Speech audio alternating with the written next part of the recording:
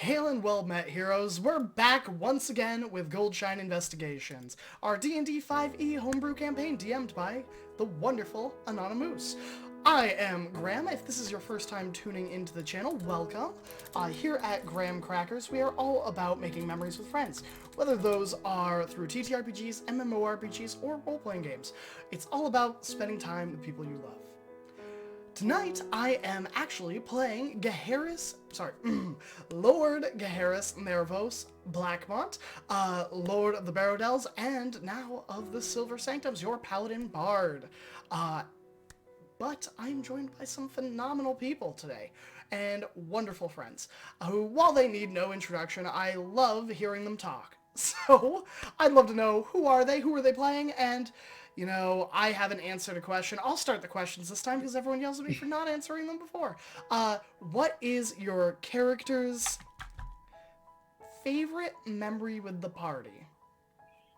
And mine is Gaheris' favorite memory with the party is when they first rescued Francine and were on their way back through the jungles. Because it was the first almost real success that kind of validated their adventuring, in a way, is they were able to accomplish a goal without killing too many people. They had all these poachers in tow, and they had Francine, and they also had made allies with, the goblins of the Bowman Corps of Augur, and that is my favorite memory. All right, everybody. Hello, it's me, Kari. I will be playing Israel, the half-elf Fae-Pact warlock today. And Israel's favorite moment with the party is probably a little bit earlier than the Augur Bowman, but one of the first times that the party really shared drinks around the tavern table, I think after their first adventure under their belt. I think this was after Vermin Hollow. Potentially, I think it was between Vermin Hollow and going to get Francine, where they all got to sit around, drink with each other, they played a game where they learned about each other, and it was really cute, and gave each other gifts. It was a whole thing, and I think that was probably one of her favorite moments, because that's when they really started to form as a team of people who could work together that would then be able to do the things like they did with Francine. I think what also immediately followed that was the beach episode, which is also pretty great. Okay. Hi, everybody. I'm Derek Sword. I play Kriya as Bramble Pelt, who is a bugbear, druid, a rogue, a lot of things. He's a good old boy. His favorite, I did love the beach episode. That's the one that Kriya has joined the party with, and turning into a shark and jumping over a rainbow and stuff like that was great. But even more recently, I loved our Christmas episode. Essentially, I loved the gift giving because it really showed all of our individual characters kind of knowing stuff about each other and buying gifts that were thought. It was a very thoughtful event that we had, where we also got dragons, so that was great. And I will hand it off to the incredible Jeremy. Hello, everyone. My name is Jeremy, and I have the pleasure of playing Lord Ibron Blackmont, the Protector Asimaros Devotion Paladin. And all of these moments were really great and definitely on my list. Aside from the ones already talked about, I'd say probably another episode where we were in a tavern where I think we had, I'm blanking on the name, but Bramble Pelt Brew or something like that, where each one of us had a different reaction to the alcohols we drank, and it was fun because Israel was doing her own thing, dancing and having a good time. I think Ibron raged for the first time in his life, and it was just fun to see everyone kind of react to just a light situation instead of everything being so serious all the time. But without further ado, I now pass off to our wonderful GM, Matt. I'm Matt, your DM, and I will be playing everyone else. And my favorite moment with the party was, there's a lot of them, but I think one of mine was the Winter Festival, but just before everyone getting drinks at Mimic Roulette. Because just Israel and Gaheris having that little snowball fight with the kids, little snowball war. Guriaz and Utaka like pickpocketing adventurers and sharing the loot, and like just you guys' reactions, the voodoo dolls, and just being so unsettled by it. And Ivron just being adorable and wandering around the festival and buying little trinkets is probably one of my favorite moments. Although I'll say the crowning one by far was just after session 0, where you guys fought the statue, because I don't know, just like it was a nice moment of like, all right, I think I can do this. I think these guys seem to like what I'm coming up with, and it seems like they're having a good time. But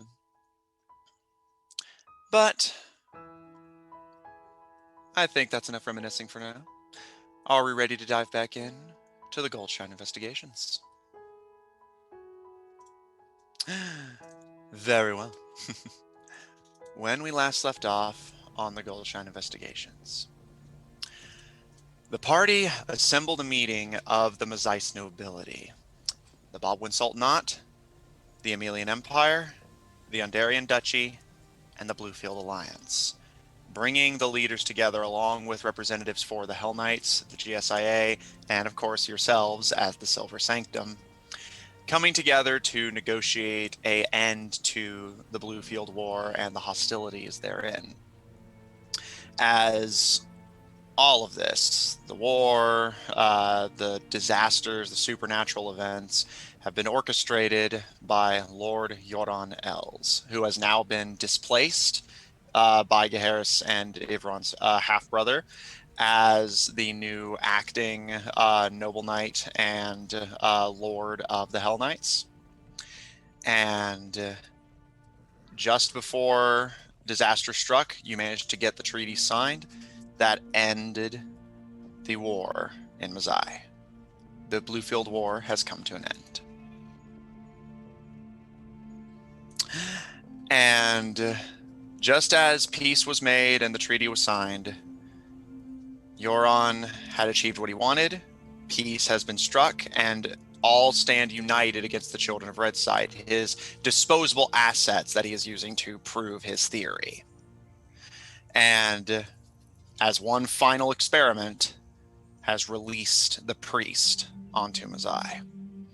The 3-headed and 9-tailed dragon, born from a fusion of the first casualties of the Bluefield War, launched to the surface, let escape in Amelia City, and causing havoc and drawing in storms as magical energy crackles all throughout the land as this uncontrollable energy, everyone is acting as an unwilling conduit to it. And with folks as magically gifted as all of you, that's bound to have some interesting effects.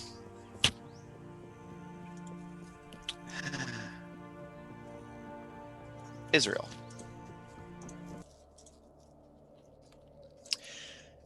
The last thing you remember is the ground shaking, the party panicking as the priest has been released. And then darkness. You awake with a start in a very familiar, dimly lit forest. However, unlike the previous times you visited this place, it's changed since you last were here. The fog is still there, its ever-present ethereal tint, but while it colors everything in your vision, it doesn't quite block it. Everything's a bit clearer. Everything seems a little less imposing. The forest is green and lush and full of life now, rather than dead and terrifying and imposing. However, that doesn't change the slight chill you feel at seeing a distant, scarecrow-like figure holding a lantern aloft, a straw hat covering the face, and a cloak of autumn leaves draped around them.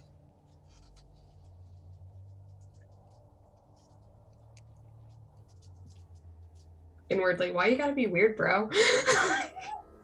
Why you gotta be weird about this? But she'll raise her hand and wave and call his name. They're friends. As you call Moscow, his head kind of cracks with the snout of a snapping branch and clicks up, and you see a wide smile across their face. And in this blur of flashing sticks and leaves, they kind of like this horror movie monster crawl towards you to be on all fours at eye level with you, just crouched down in this like almost gargoyle like pose that almost reminds you of an excited puppy. And as they kind of lean side to side to look at you, they give you a wide smile, their eyes flickering. Now, what was once dormant embers is now a blazing inferno in their eyes, as they give you a wide smile. And you felt it too, didn't you? Is that what did this? And she like gestures to all of it. No, I did some redecorating. After all, we're friends, aren't we? We are. This is very nice. Big improvements. Thank you.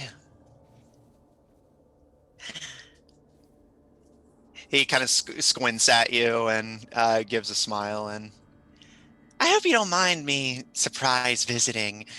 All that energy had to go somewhere, and if I didn't take some of it in, you would have pop, pop, pop.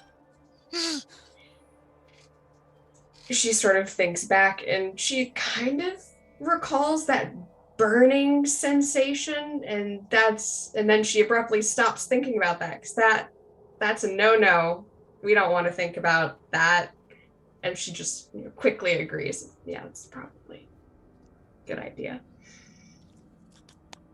What does this change for you? Weren't you worked with them at one point, didn't you? I still do. Why? The wheel said that if I helped Mr. Man get all the pieces into place so he could play his little game, and you feel a pair of hands start to but rather than sinisterly clawing you, they're just like massaging your shoulders and kind of like patting out little esoteric beats on your shoulders. And the gods and the wheel would be my best friends forever. You know they're not going to do that, don't you? The smile quite literally turns upside down, and not anymore.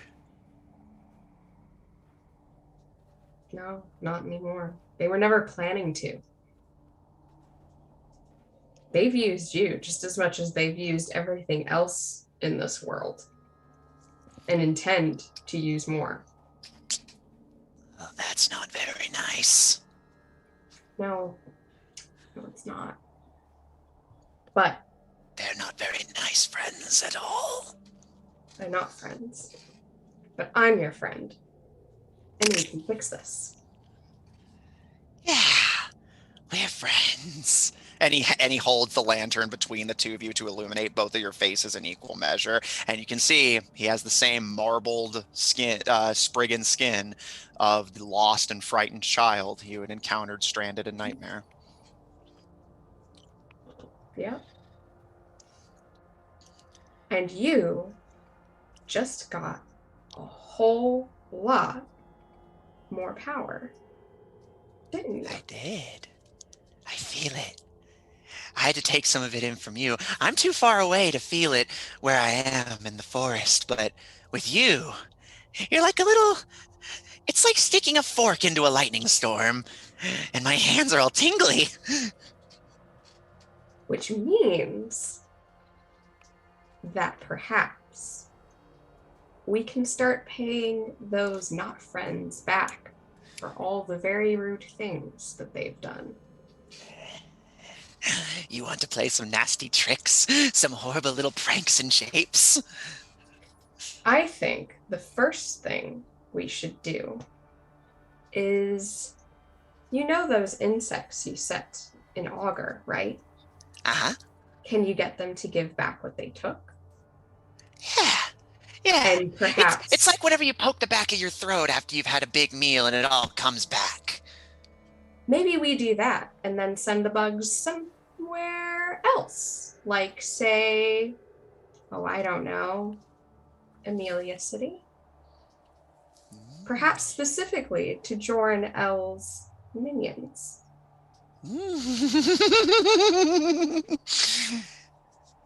That does It'll sound keep fun. them busy.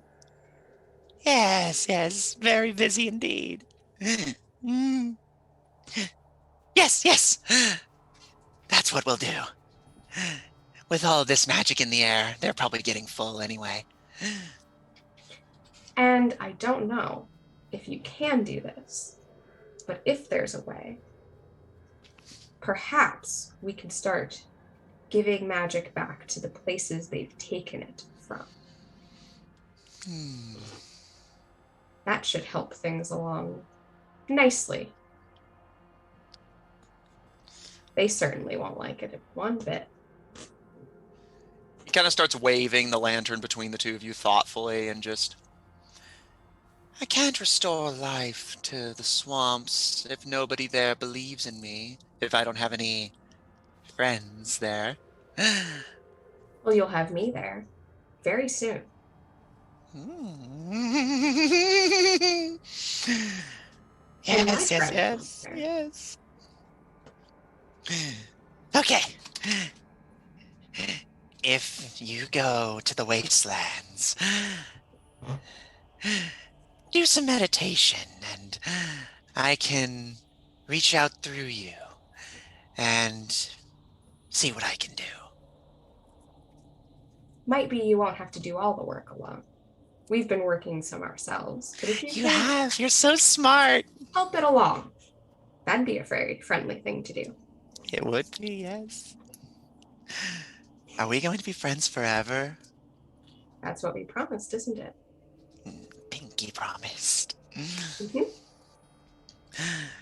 And Moscow kind of like looking side to side. And again, for such a tall, imposing figure that had scared you for so long, you realize now how much their mannerisms are just that of an equal parts excitable and frightened child. And Gangly thing, too long of arms, too long of legs. But they kind of lean in closer to you, and the lantern is snuffed out. And as he holds it behind his back, almost playfully hiding the light from you, and he whispers, "There's another part of the poem." Will you tell it to me? I'm not a very good poet, but they said that the wheel doesn't have the power to punish the gods if they take back their end of the bargain, but he does have the power to punish me.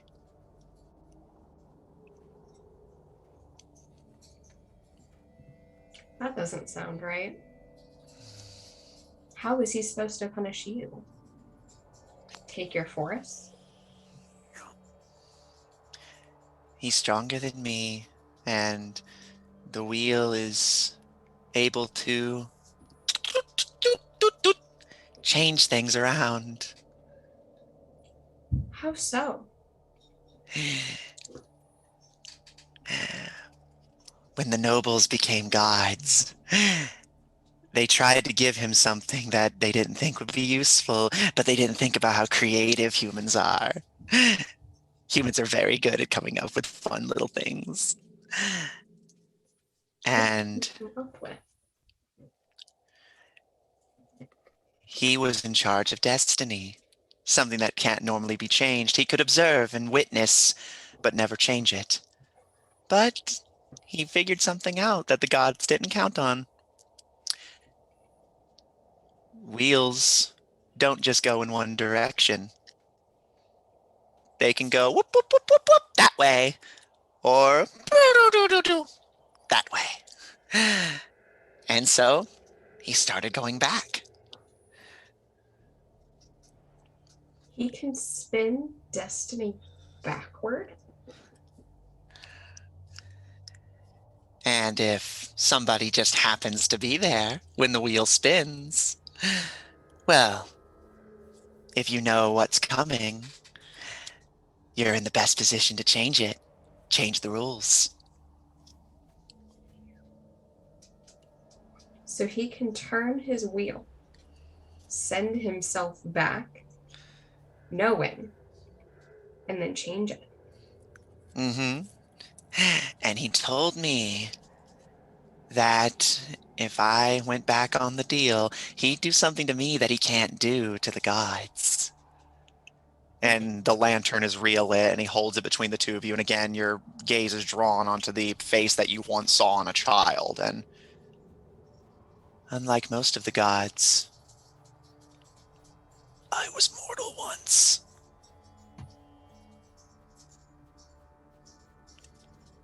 And what was born can be unborn.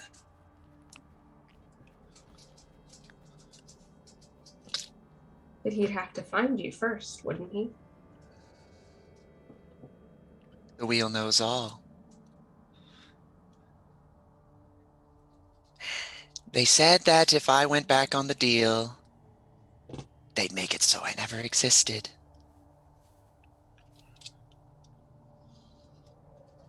This is how they get their people, don't you know? Imagine if, when before we were friends, when you were still so angry with me, they had came to you and said that if you just help them out with a few little favors, they could take me away from you. Make it so that you were never bound to me in the first place. It would be tempting, wouldn't it? For a moment, but then I'd remember you and how you tricked me. I like to think I'm a little cleverer than that, to fall for the same trick twice. You are. But what we have, can they reverse that? That seems like an act of fate not easily taken back, no matter what rewinding someone does. Humans are very good at changing the rules, but they always think that they've changed them enough, don't they? I think so. The last part of the poem, I kept it to myself when I told them it for the first time. That when the child is taken away for their treachery, they will be reborn.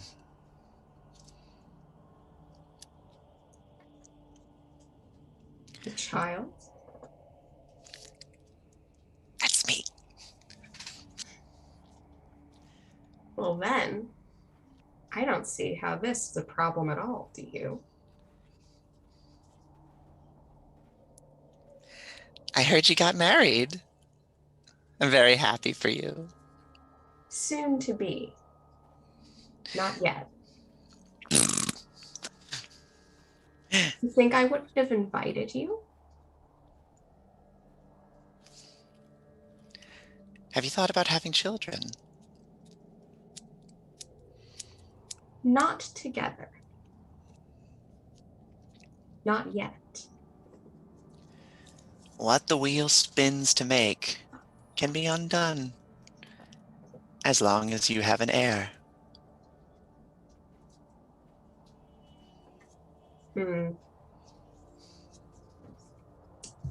That will require some quick work on certain parts.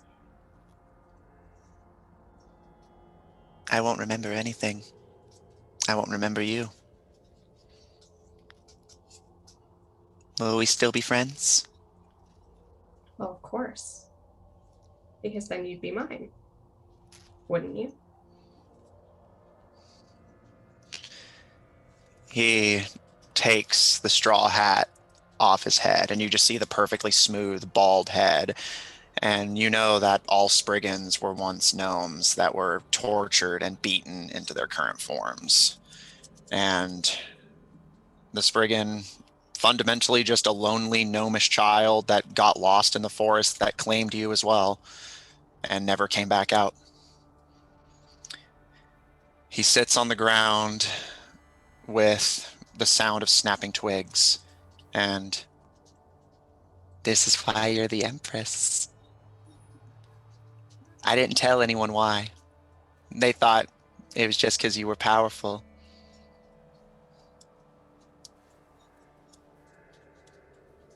And why is And you are very powerful. It's not just you and me being friends that makes it so. I didn't teach you how to shoot. I didn't teach you how to think. I just gave you some new toys to play with. I'm glad you enjoy my puppets. I worked very hard on them. They definitely have their uses. Little creepy as they might be. He lays the straw hat in his lap and kind of looks over it, almost curiously. You imagine it may be an artifact from when he was still mortal. And I may not be a good child. I may be naughty, play tricks, get into mischief. That's what all children do.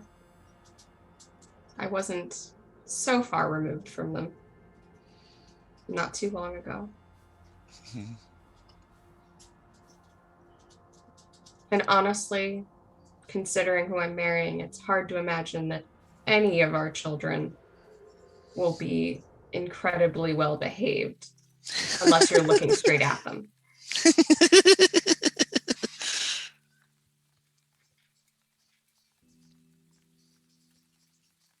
Thank you. My parents got tired of me a long time ago and told me to leave into the forest and not come back. They've done it before. They were angry, but I got lost. And I never found my way back out.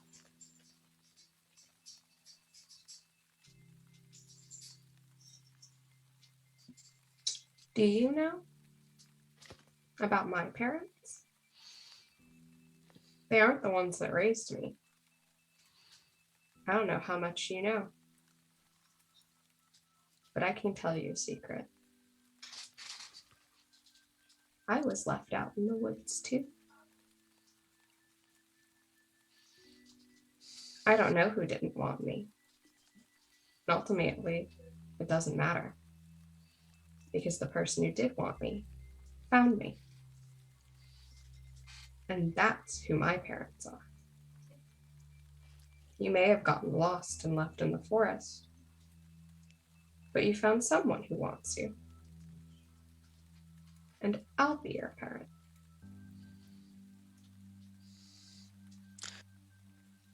They begin to lean their head towards you almost unconsciously, and you watch as their gangly branch-like limbs begin to kind of crack and contract. And by the time the head makes contact with your shoulder, Moscow is a child. He's gone back on his end of the bargain and left the children of Red Sight, and the curse is taking root. Moscow will be unmade, but he will be born again. And as long as he has a mother and father who raise him to be better than he was before, to be happier, destiny will take its root. The Empress shall raise the child. Does this change her powers at all?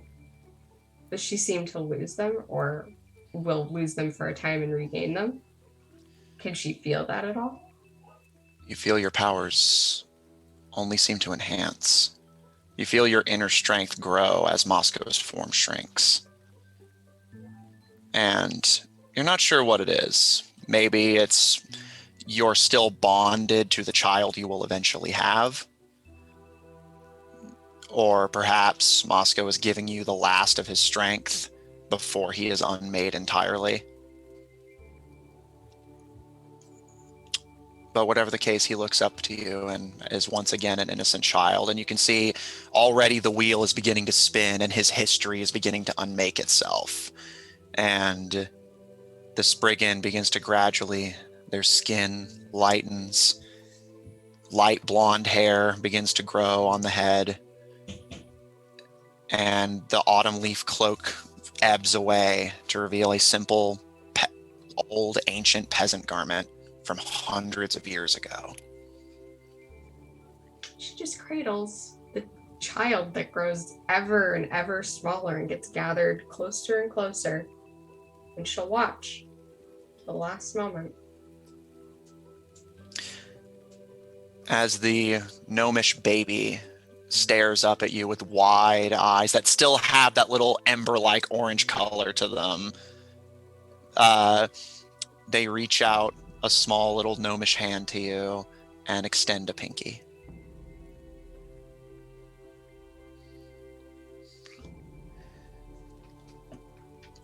The baby dissolves, and all that's left in your arms is a marionette puppet that eventually crumbles into sticks and leaves. All that's left behind is a straw hat. I take the hat.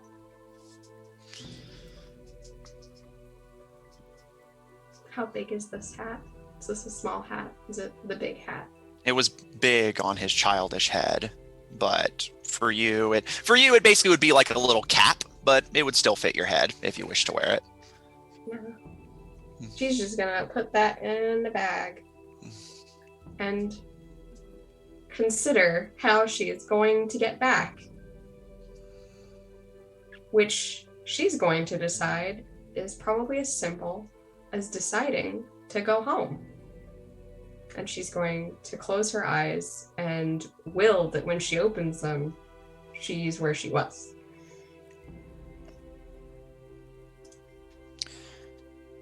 Griaz. I think I'm switching up the music real quick. Griaz, you awaken in very familiar ground. You're home.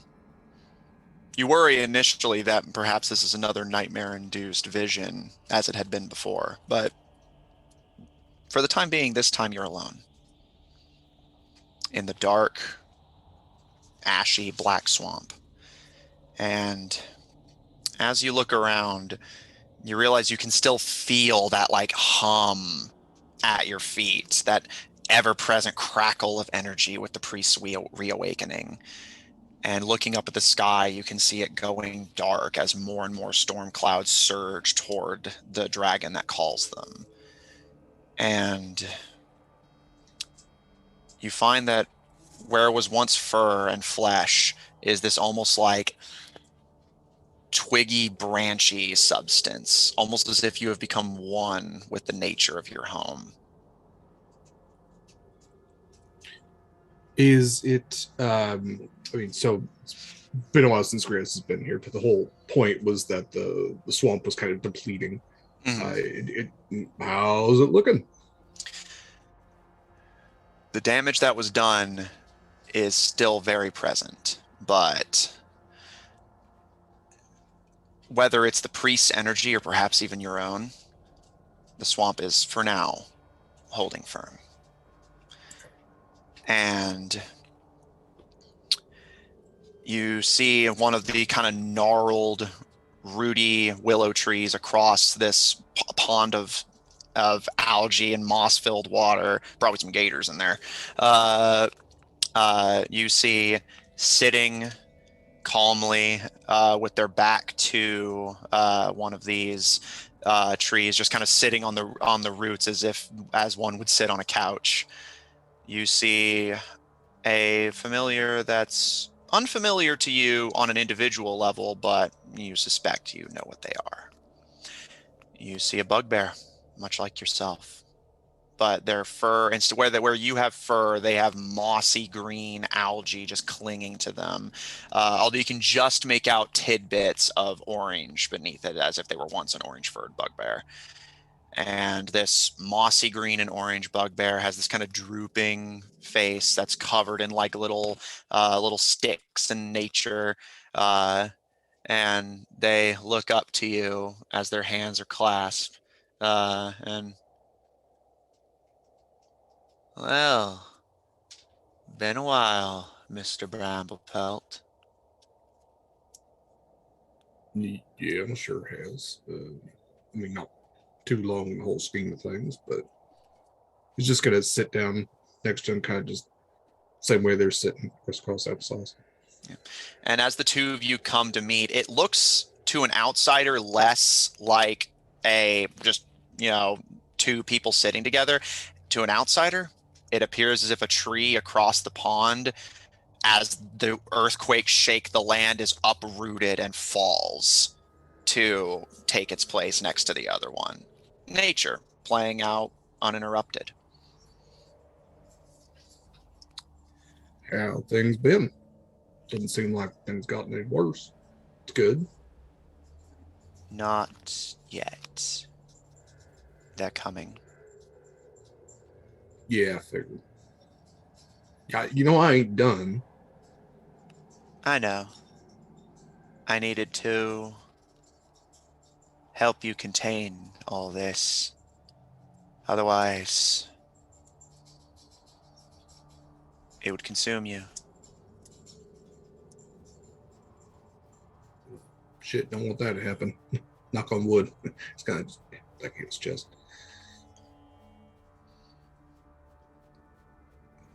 Anyway, yeah, okay. What can I? What are you? What? They place a large hand that dwarfs your own over one of yours, and you can faintly smell just dirt and mud caked into them. And do you intend to abide by the oath you swore? Yeah, I have. I've been swamped through and through everywhere I've done been. I Indeed, you found new have. critters to bring back. I've been spreading nature best I could. And you have worked to restore our forgotten brothers. That's what I've been doing. I figured out what's been happening to all. And for that, we thank you. This is our favor unto you for services rendered, sparing you the damage that the beast is doing. You were slated to die here by destiny, Griaz Bramblepelt, and yet you live. Destiny called, and we prevented you from answering. Yeah, I know.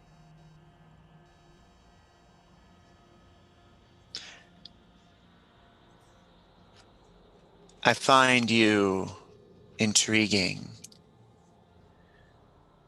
You have found those who destroyed us, killed our brothers. And you can see like the branches of nearby trees beginning to kind of curl and crack. And yet you show mercy.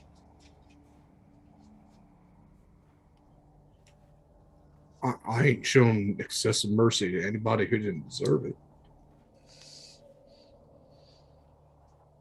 Mercy is not something to be ashamed of, Mr. Bramblepelt. Just an observation. I do find myself curious if it came between your ethics and your oath. What choice would you make?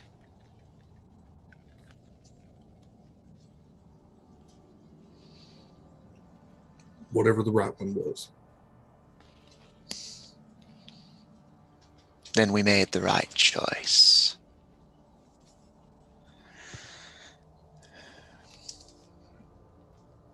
The brother to your wizard friend, he intends to break free of the bondage you've put him in and make his way here, where he and his family will complete their work, driving the Bluefielders to the east, where they will join the battle against the monster.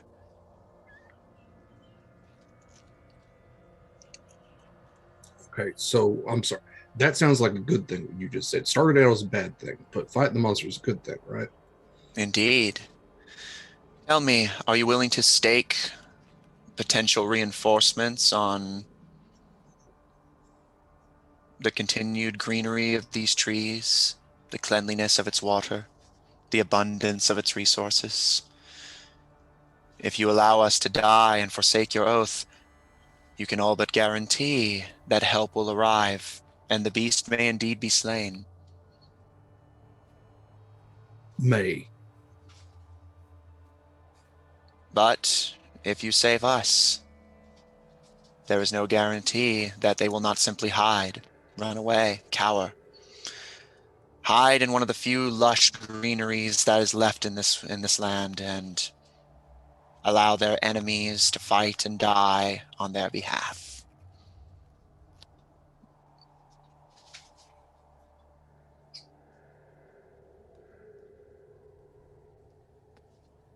Can't let a place like this go. Places like this have to be. What a fucking maybe to get rid of this. And you're willing to fight and potentially die for those who would not do the same for you? Yeah, man. I've been doing that for a little while now. Found some other folks who are dumb enough to do it too. You think I can fight without, y'all backing me up? When we found you, Mr. Bramblepelt, you were different.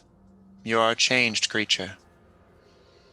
You were cold, bloodthirsty. You would do whatever it took to accomplish your ends. And now here you are, fighting for a home that will not defend you, to slay a monster that may not be slayable, and for no other reason than you believe it is right, was the word you used? Yeah, it sounds pretty dumb when you put it like that. Hmm. That's the funny thing about homes, isn't it? Homes very rarely defend you. Only fancy rich people got homes that can actually defend them. Hmm. I actually fought one of those. More often than not, it is incumbent upon the person that lives within the home to defend their four walls. And I ain't got four walls around here, as you rightly know. But it's still my home. And you're still my kin. I ain't had this before.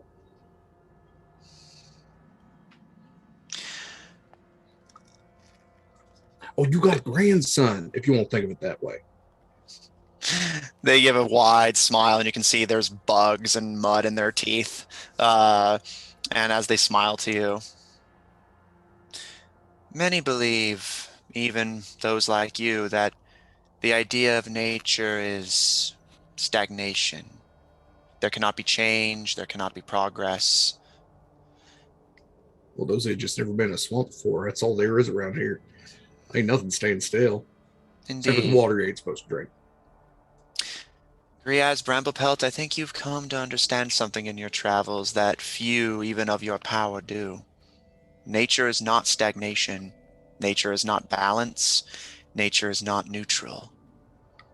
Nature is a force, for good or for ill, but it will always act.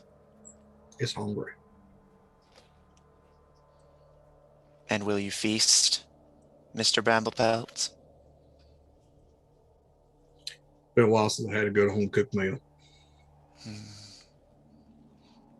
We will be watching you closely, and we eagerly anticipate your arrival. Perhaps your sense of mercy and kindness shall deliver, or perhaps you must return to the old ways. But you have achieved understanding, Mr. Bramblepelt. I feel you truly understand what we are now, an understanding you did not have when we first encountered one another all those years ago. That's fair. So, hey, quick question. You want me to murder that surreal guy? Do what feels right. It would have been easier if you said yes or no. But all right, I respect that. Never said nature was easy. Never said it gave clear answers. It just is, Mr. Bramblepelt. Just like you are. I respect that. They place a filthy, long-nailed hand on your shoulder, and the first wave is almost over. You may return to your mortal body, which we have preserved. But we will expect you presently. Perhaps your kindness will pay dividends. But your dear, sweet boy, was it?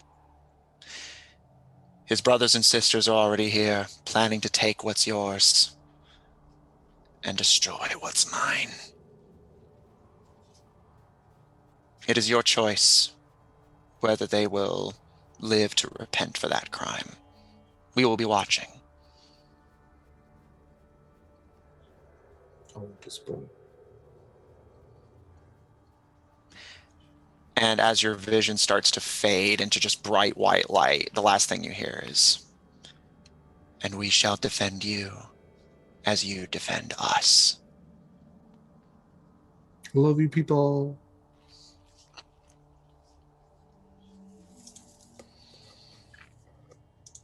Ivron. You awaken in darkness, impenetrable, unseeable. Everything is just unpiercing and unchanging black. And you start to worry that maybe you're dead. Maybe something happened. Maybe the priest got to you. Maybe someone stabbed you in the back. But you feel this warmth on the back of your head. And you realize you're laying on something. And as you force yourself to open your exhausted, sore eyes, you find yourself in the lap of a kneeling woman, your head resting on her lap. Looking up over your head, you see a beautiful woman, a dress of blues and grays, and you can see that Lauren rests on your stomach, and she runs a hand that appears to have a slight tint of blue over the fluffy creature, which kind of nestles into her touch. And she looks down to you, and you can see blue skin, much like Utaka, but piercing red eyes and facial markings of black and red, something a warrior would wear. But despite her piercing gaze and intimidating visage, she looks down to you with a smile. And you can see she runs a hand through locks of silver hair.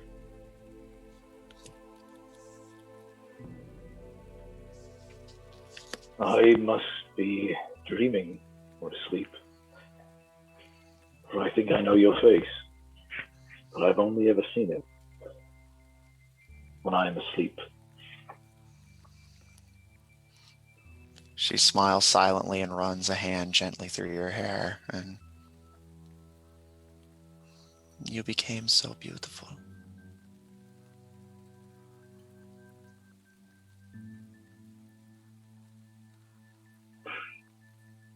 Is this truly how we meet?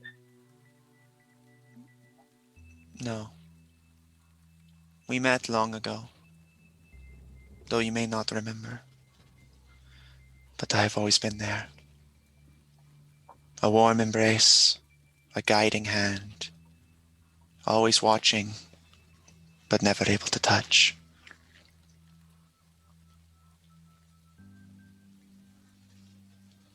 Somehow I always knew. And yet that still does not calm my anger. She smiles sadly, and you have every right to be angry. I never wanted you to see me as they made me.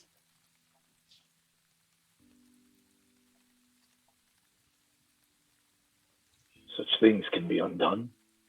You were once known for being kind, generous. Is this not so? But none now live who remember that.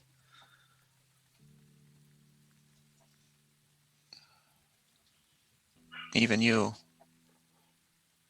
do not know me as anything more than a whisper of kindness. I can feel that your blood boils, believing that I had abandoned you, knowing that I abandoned you.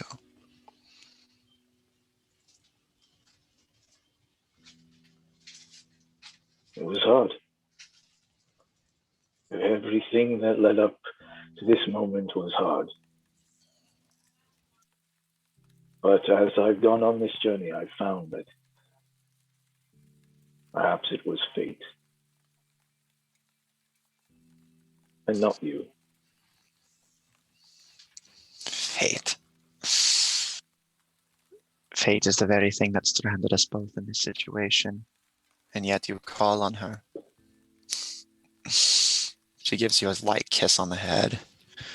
Such a sweet boy.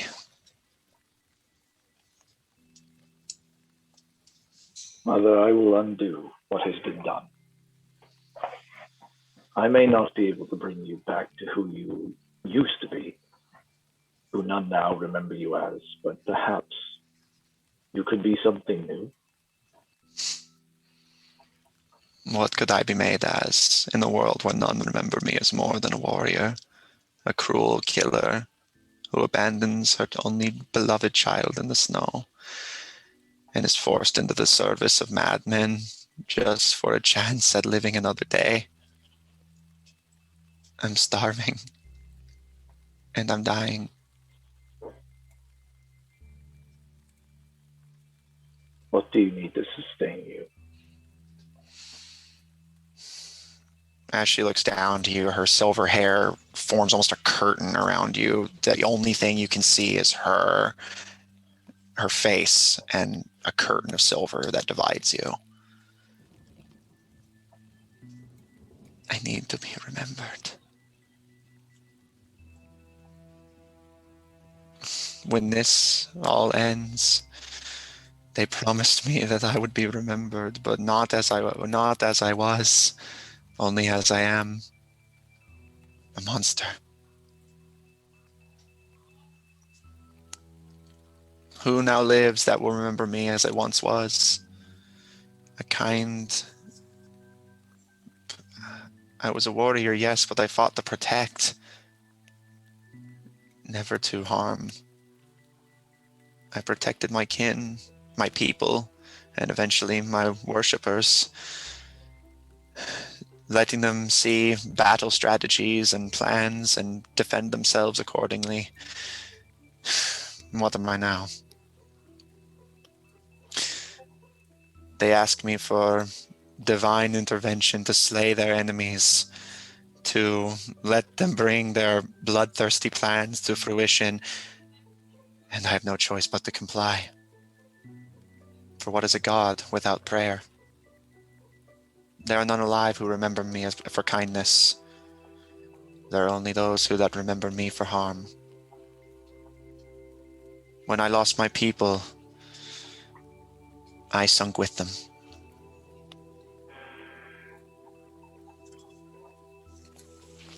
This may be so, but look upon your spawn. Have I not fought to protect? Am I not a warrior? Have I not tried to be kind in all that I do? Your legacy, dear mother, lives on in me.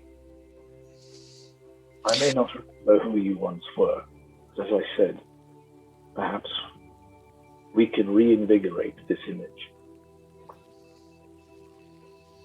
Tell me how I can pray to you. You would do such a thing for me. After all I've done to you. After all I've not done. And you would still fight to save my life. To bring me not only life, but joy that I have not felt in hundreds of years. Why?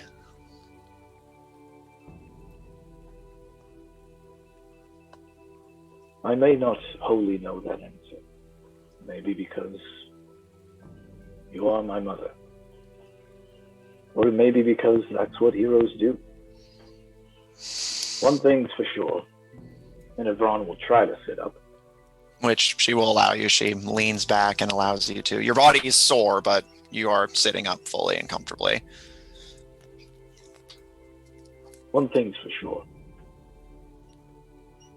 When I make a vow, I follow through with it. It is unbreaking to me. And I make this vow to you. To give you a chance to be who you truly want to be. She places her fingers over your lips before you can complete the vow, and you feel a very familiar warmth as she wraps you in an embrace and whispers in your ear. You owe me nothing, my son. Do not make vows needlessly. I know you will keep them even to your dying breath. But is this truly what you want? You don't know me.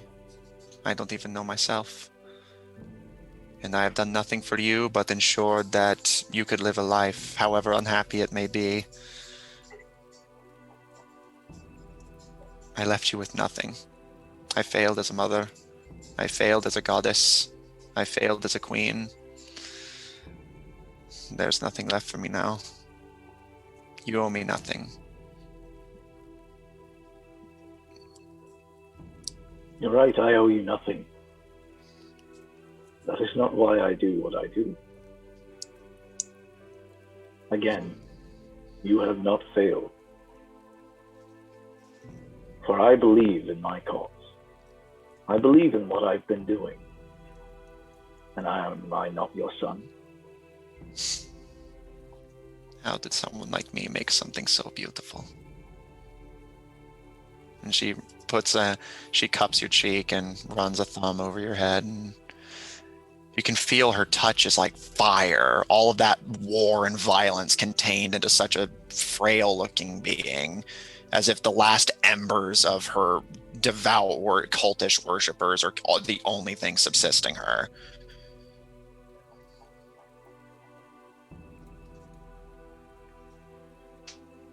Yvonne is going to try to recollect all the prayers he's said throughout his entire life. Never really knowing who they were to, but always trying to channel them to one distinct point. Asking who and what and why he was born into this world. And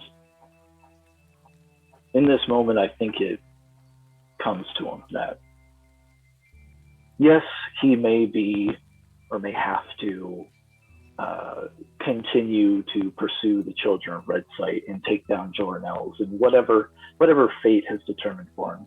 But in this moment, he's taking a part of his destiny, and he's going to try to pray to her once again, but this time asking for her blessing in this endeavor, to allow him to make this vow and be her champion, not for war, but for, I guess, justice within war. And protection within war. She was originally prayed to, you remember, for protection from enemies rather than destroying them. Yeah. She smiles. You can see golden tears well up in her eyes, and her touch becomes warm but less burning. As if so few people pray to her that just your prayers alone made such a significant difference. As you recite these childhood prayers to anyone, anything that might have been listening, in case your mother was still out there. And you know now she was listening, but so weak she couldn't respond. And all she could do was watch. As you built your life up yourself, she could not mother you as she wanted. She is not the person she wants to be anymore, but you've given her that chance to be a mother to you and to be who she wanted to be from the beginning. She closes her eyes and begins to recite a prayer of her own. I may have failed as a queen, as a goddess, as a warrior, but gods, let me succeed as a mother. And she takes your face in her hands and kisses the top of your head, and you feel this warmth surge through your body that eliminates the soreness you've been feeling. And she whispers delicately into your ear, release her, and I will answer you as an augury. And I am always with you.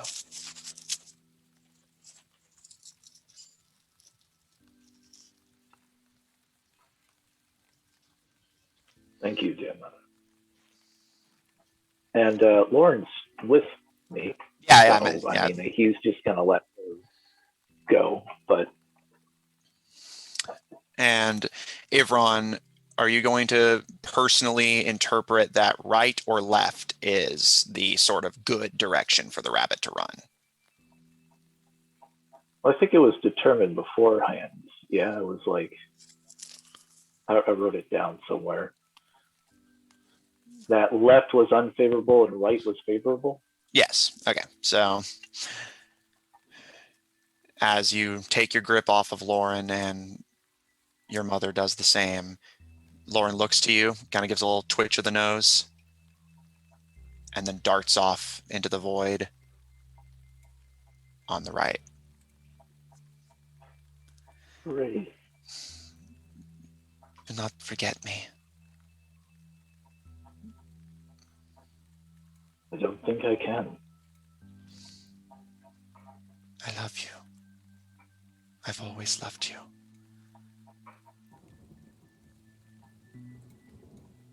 I think Ebron will try to give her one last embrace. Which she returns.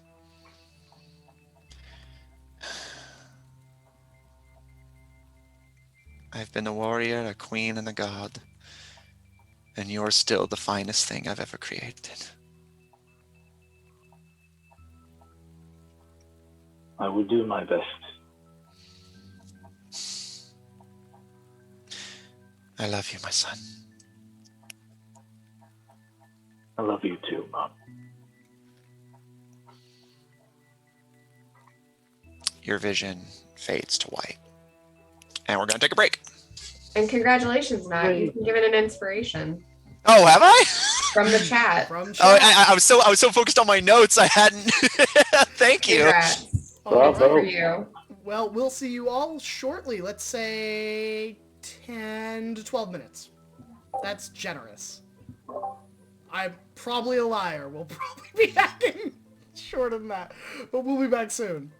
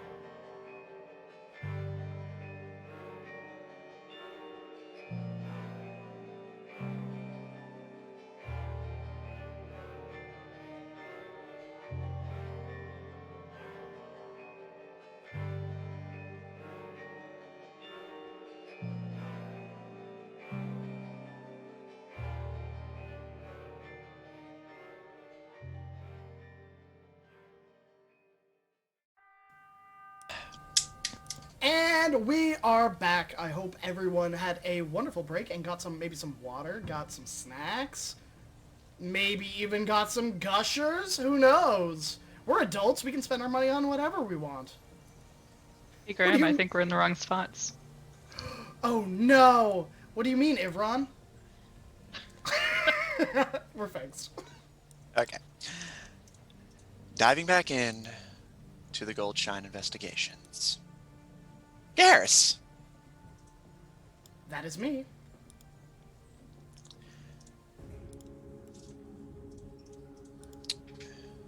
You awake in darkness.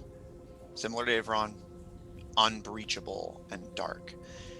And the last thing you can remember is a wave of fear shooting up through you as the priest awoke and everyone began to panic and everything went dark.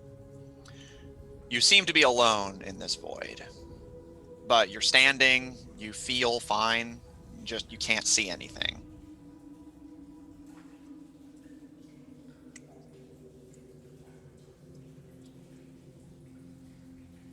I take a moment and I think my tail kind of like unfurls and kind of swishes irritably for a moment.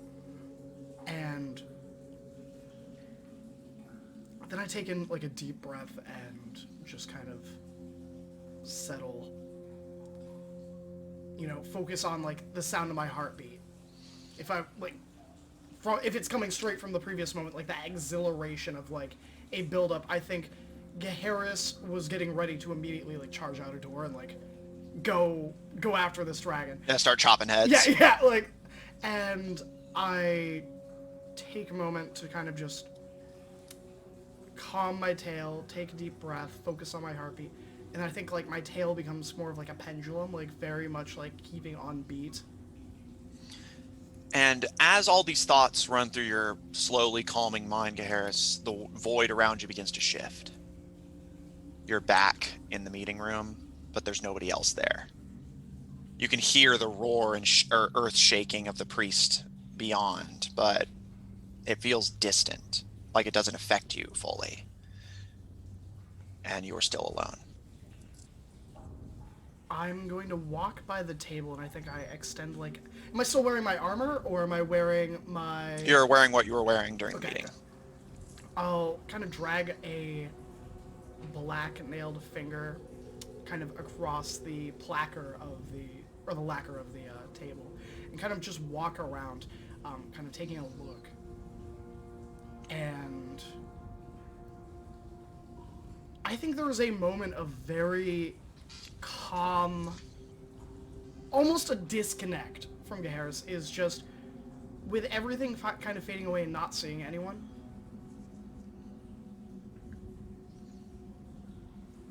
There's just like a subtle nod to Gaheris and he just goes, so, either I'm somewhere else or someone else has put me somewhere. And the room around you fades back and you're left in the dark void once again. Almost as if your words shape the reality you're in. Every time you think and act and speak, the world shifts around you, as if rising to meet you. I will hold out a hand, seeing this. I think it takes a few tries of like, kind of figuring it out. And I will think, I am where I started.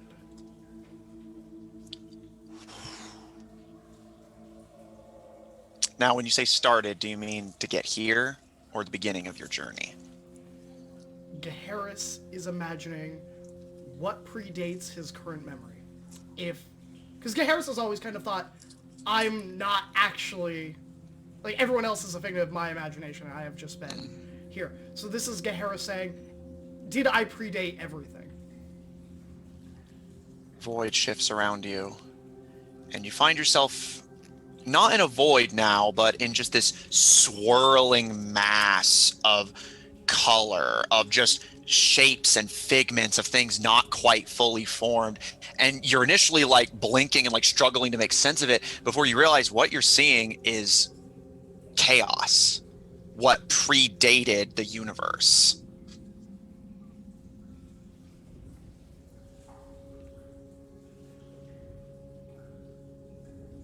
There is a long moment. Staring at this, do I recall anything? Make a history check. I would love to. That is a 17 plus 4, 21. Graham, does Gaharis recall anything? That's a lot of power. Alright. Odds or evens, Matt? Let me clarify something. You are seeing what Gaharis expects to see. Whether it is true or not, I am leaving to interpretation. Okay.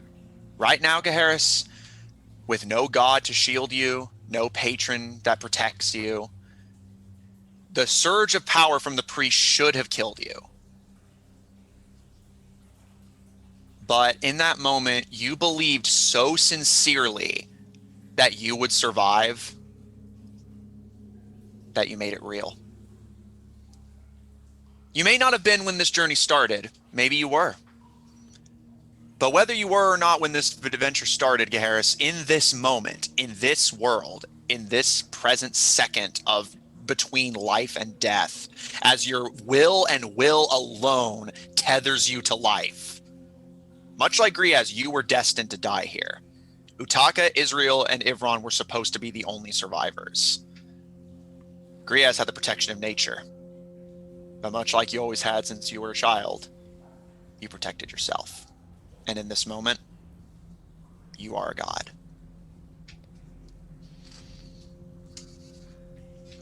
Do you remember great news for the anything? alternate timeline, just FYI. Great news. I think that there is a moment where Gaharis does remember something. Or some things. And it is stories and lifetimes and lifespans disconnected all throughout the world, throughout time, of a being that has been repeatedly putting itself into a narrative and living a mortal lifetime and then just jumping like a book. When they close that, they move to a new one.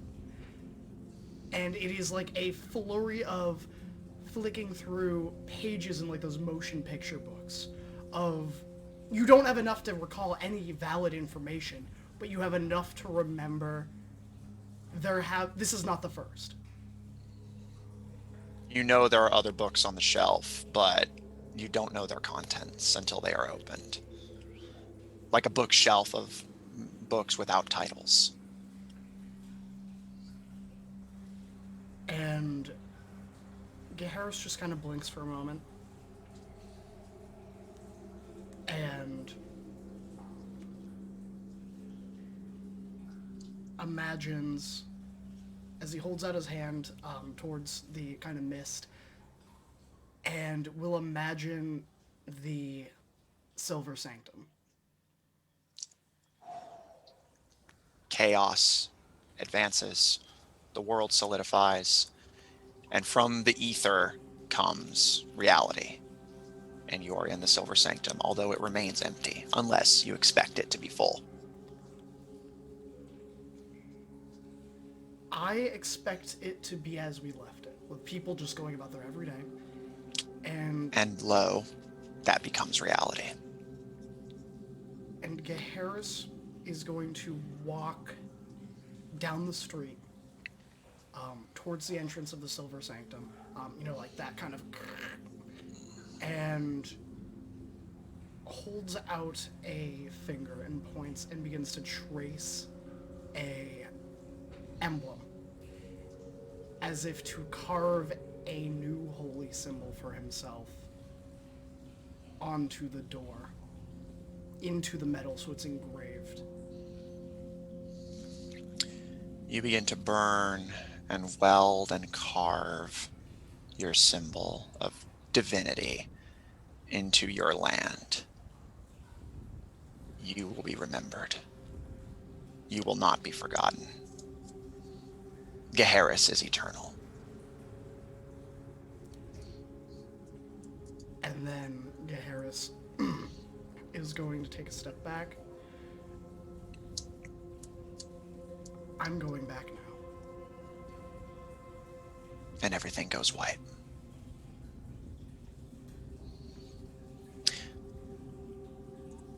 Whether this was the delusions of someone on death's door, truly the memories of some avatar of Azathoth constantly reincarnating itself to get to experience the story it's writing, perhaps some divine agent that's ancient and beyond even Eldritchian, who's to say? Although, there is now a mark left that can act as, at the very least, a reference. Although, who knows? If you go there and there is no mark there, is it because none of this ever happened? Or is it because Geharis didn't think it was supposed to be there? Perhaps Geharis himself suspected it was a delusion. Whatever the nature of your existence, Geharis, whether you truly are some Eldritchian soul reincarnating time and time again, some divine agent that creates the world and reality as they expect to experience it, or perhaps simply an extremely delusional mortal, one thing is for sure, whether you were a god then, whether you're a god from this moment forward, you are one now. You believed in yourself so much that you powered through what should have been guaranteed death set by fate itself. Your will to live overpowered destiny, if only for an instant. Gosh dang signers. Utaka. Hey.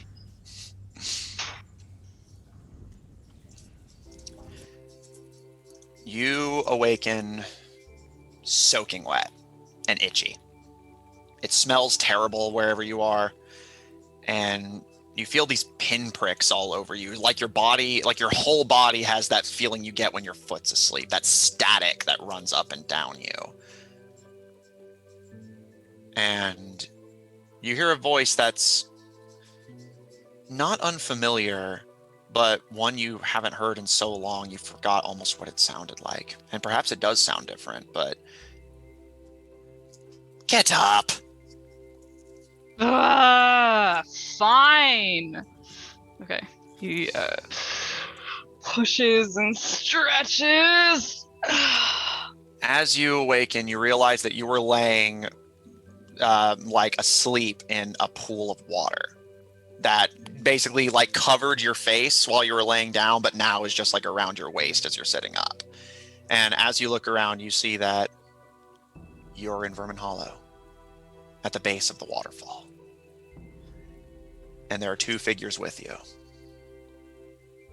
A halfling with a tail curled around their legs and looking at you with a head tilted, almost vaguely interested expression. The expression of someone above who's taken an interest in someone below. And next to him, you see someone whose visage changes from time to time, but much like Griaz, I suspect you know who they are. You see a beautiful woman, long, flowing, dark blue hair, much like your own, and pale white skin beneath it.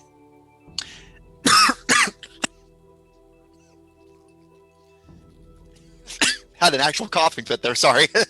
They're killing him. Anarchy. He's just so pretty for a moment he lost his own breath. Yeah. He drowned him for a hot second. I thought it was seawater, honestly. Sorry, I'm very sorry about that. getting back into it. You see, she's beautiful. There's no other way around it. She smells of sea salt, and you see that where her legs touch the water, you don't see the reflection of anything beneath, almost as if where she touches water, she simply blends with it and ceases to be. And this almost queenly woman looks down at you with eyes that are stormy, intense, and dark, unforgiving as the sea itself. Okay, I feel like I could have done your statue better. Sorry. We haven't had like a moment like this. I'll do it better next time. I expect you will. Yeah. He kind of like brushes himself off a little and like flexes his fingers. Is the tingling going away, or is it just like constant? It is going away at this point, and you realize where it was coming from. As you stand up, you realize that you are covered in bugs, which are like skittering off of you as you start to move. And Ninkalim gives you a smile and, sorry about that. We were worried you wouldn't wake up, and I had to get you moving somehow. The poison of the ants helped shock you back into consciousness. Yeah, they're fine. Kind of like raises his hand and watches a few of them that are still there. The woman steps forward, again, her legs blending with the water, and you can see her eyes, again, just have that like a stormy sea at night look to them. Although you can see a faint trace of red and orange. And you can see that while she's wearing a fairly typical Perusian garment, you do notice that she's wearing a wreath around her neck. And she kind of looks down to you, towering over you, and you confront the goddess who brought you here to begin with, who gave you one vision at the start of your journey and has not spoken to you since. Not directly. We commune with her one time. You did, but her answers were very indirect and vague. Yeah, It's yeah, not like sure. Ivron, who like gets a hug and is like, "This way, honey, you can do it." It was always just like, "Water, figure it out." You know what? Congrats, you're damp. Yeah, congrats, you're damp. Basically, yeah. He will look up towards her. Not as afraid as he once was, I guess. Yeah, which she takes notice of, and you can see the faintest ghost of a smile. And you've gotten braver since last we spoke. I remember when once a vision from me woke you up screaming and you attacked your own allies in fear and panic. Not my best moment. That's the thing about best moments. There tends to be very few of them.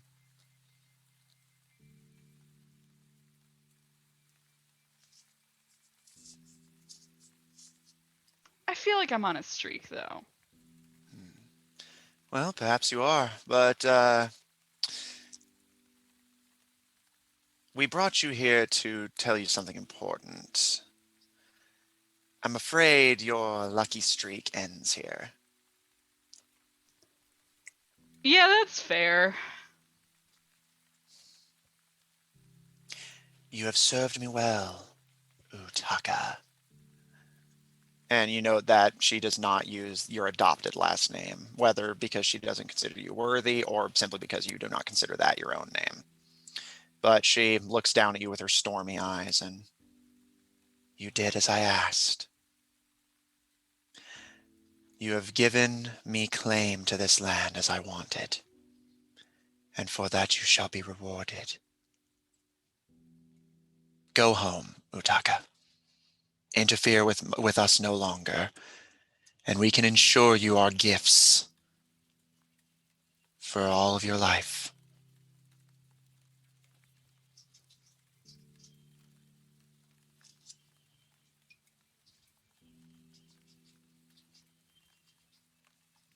Why? You have an unfortunate habit of getting involved in things. In truth, you and I meeting was an accident. I was sincere in everything I told you. You interested me. Not many would come into a stranger's church and clean it for no other reason than to be kind. But I'm afraid we must ask you to do something quite unkind, if you wish to continue enjoying the life we've granted you up to this point. You accomplished your goal. Worship of Ninkalim and myself has increased, and we shall establish a church on this land.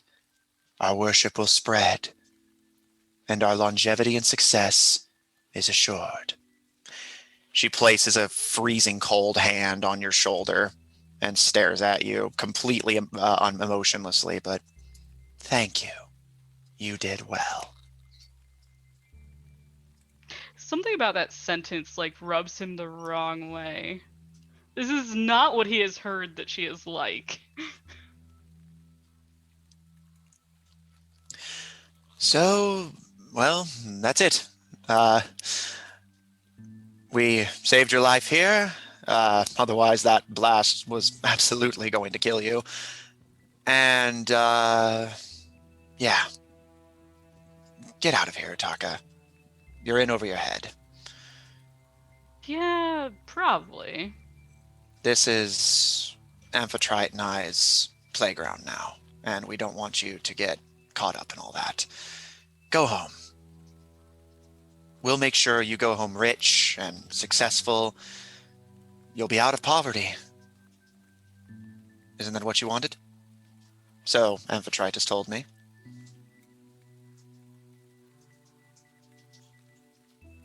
Is that what you told him? Correct me. Why then? Why follow a priest of mine? Why steal her religious fetishes and abscond to foreign lands and spread the word if you were not expecting a reward from me? What did you stand to gain then?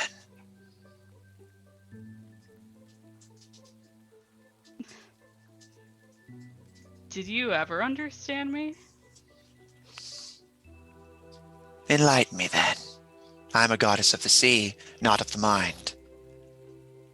Why did you do it? If you do not want money or power from me... Oh no, you got one of those right.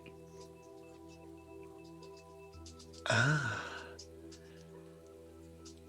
The little sopping wet lad from under the docks seeks transcension. Am I right? Aren't I getting closer? She looks to Ninkalim, who kind of looks back to her and just, this wasn't part of the plan. No. Amphitrite, walk away.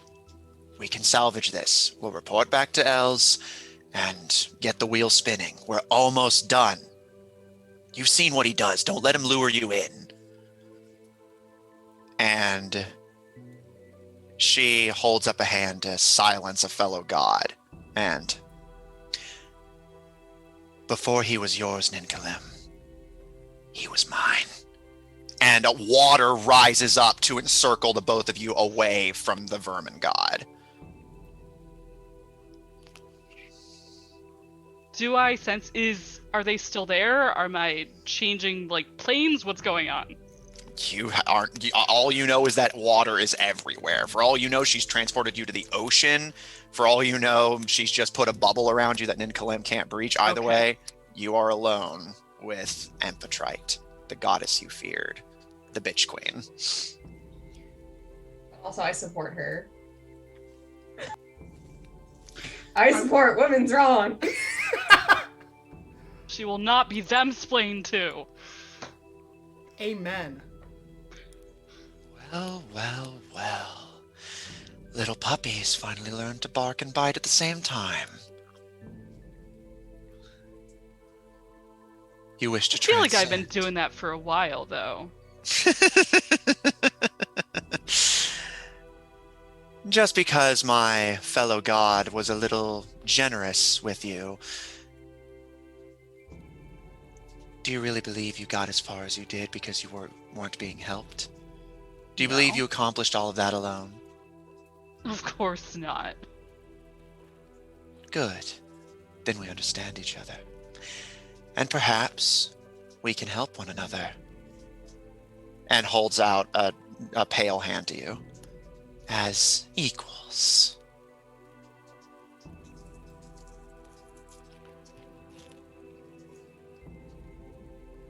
He like takes a long several moments.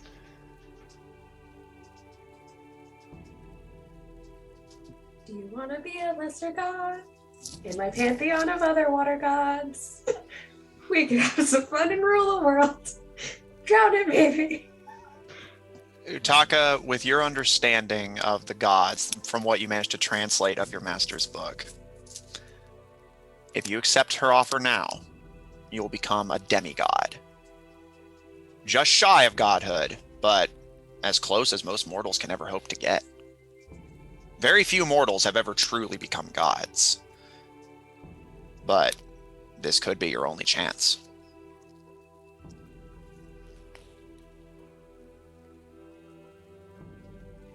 What of them? And he kind of nods to the edge of the bubble.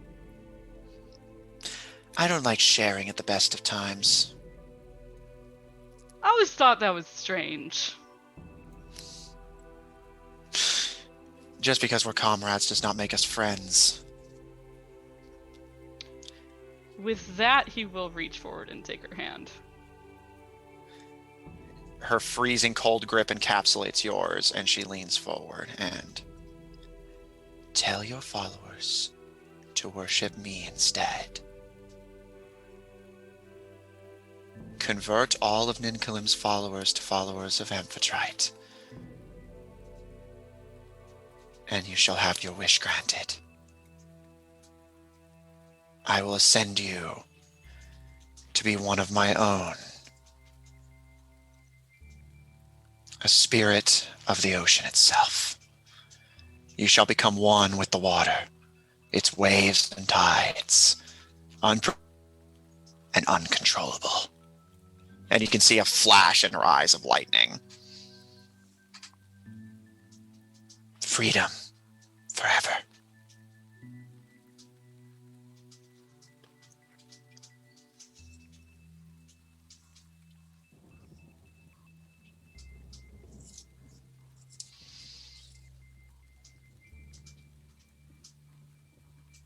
That isn't quite what I was imagining.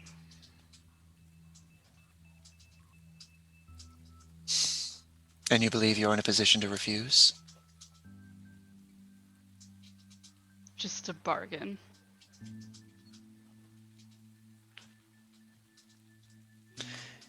She looks down, seeming surprised, and begins to slowly retract her hand from yours. You want me to turn on them? I do. Then you need me to do it. I said I don't like to share. I had already promised to share my powers with 4. 1 has already been eliminated. The other, soon to follow, which will just leave Ninkalim and myself. He's like doing some mental math now, and he kind of like...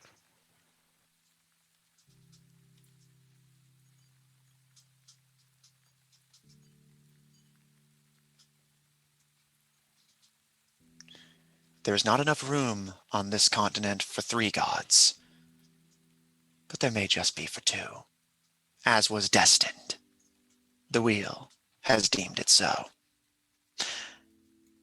But destiny can be altered.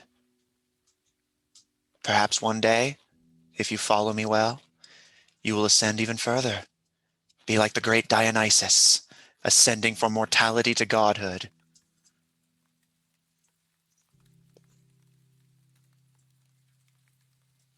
But I do not like it when my nereids disobey. And I haven't. Make your choice, Utaka. Ninkalim or me. It's always been you. Then take my hand. My great Nereid. Okay. You will take the hand again and clasp it.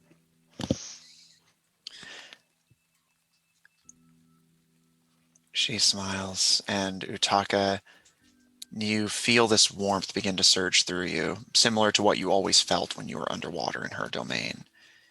And as she retracts her hand from you, the water begins to encircle both of your hands, still bound together only by the fingers now. And you feel the sharp pain as the water slices your palms. And where you bleed a kind of dark bluish red, she bleeds gold. And clasps your hands together again and allows her divine blood to mix with your own. On my word, convert all followers of Ninkalim on this continent to worshippers of me, and you shall join me as my greatest Nereid, the sea nymphs. Sounds like we might need a few more hurricanes.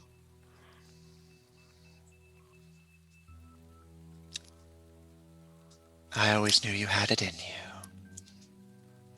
Welcome to true power, Nereid Utaka. And Amphitrite melds into the sea. And whatever plane you're in begins to collapse. And you wake up once again on the floor of Vermin Hollow, actually coughing up water, drowning for the first time. But as you look around, Amphitrite is gone. But Ninkalim kneels at your side, a hand on your shoulder in concern.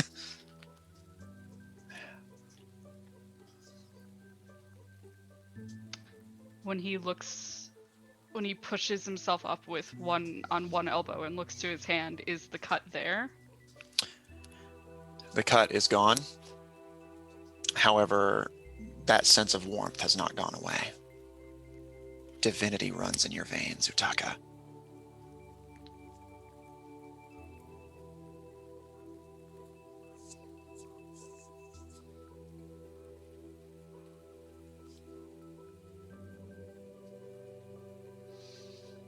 He pushes himself to his feet and rolls his neck, reaches back and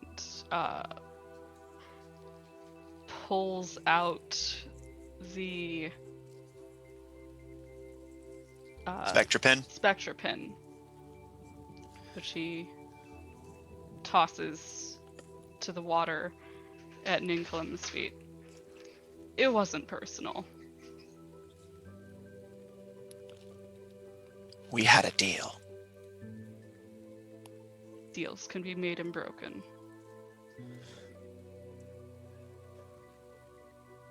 After all I've done for you. And all I've done for you.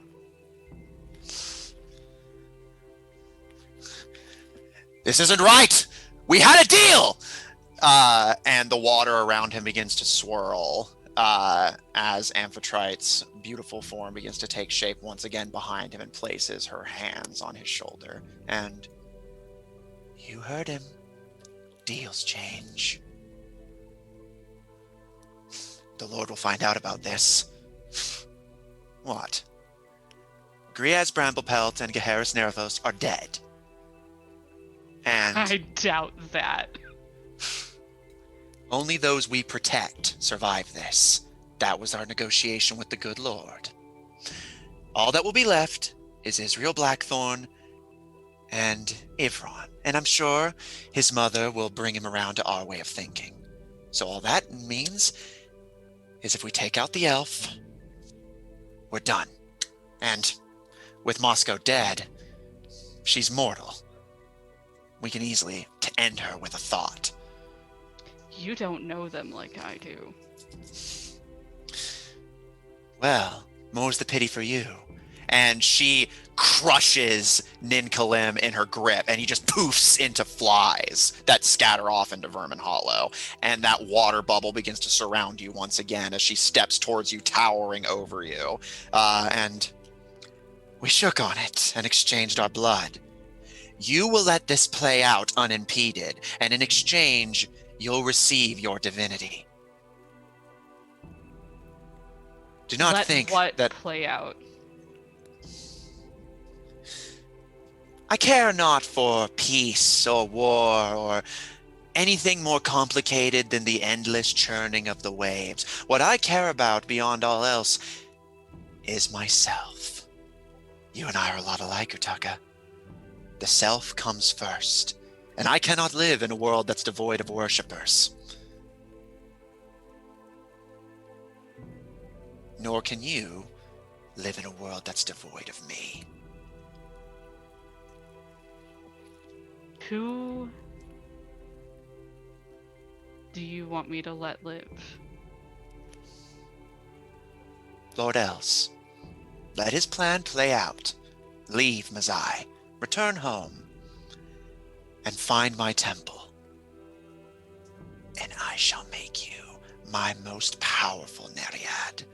As we agreed, you will convert the worshippers, but let the How will I helmets... do that from a different continent? You were a priest once. You can become one again. And by the time you return, this land shall be at peace, and all focus shall go outward as Lord Els extends his mind to the world beyond. But my negotiations with him will have concluded. I don't Why care do what he you does with the need rest of the him? world. The same reason you need me. Power. With him, I have 2 continents of worshippers instead of 1. I'm not a goddess of war. My fate is not bound to it, like my unfortunate sister in this alliance is. Whether he succeeds or fails, we come out on top. You already have that continent. Why do you need him when you can have me here? Because, and she boops you on the nose, unlike you, Lord Els has a reputation for being foolish enough to keep his word. You're smart, and that makes you dangerous. He's a lot like those foolish boys he raised, trustworthy to a fault.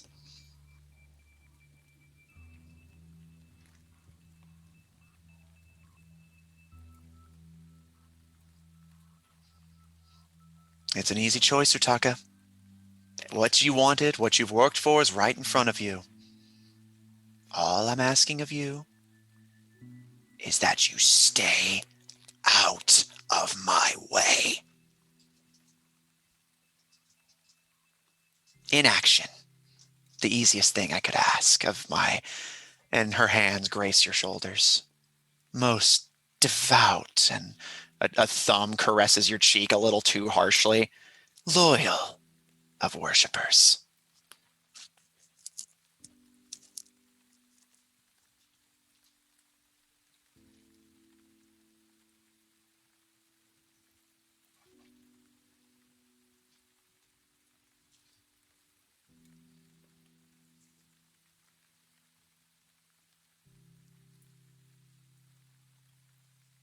He starts like reaching up and like clawing sort of into his hair. It is very obvious, like extremely obvious that he is struggling here.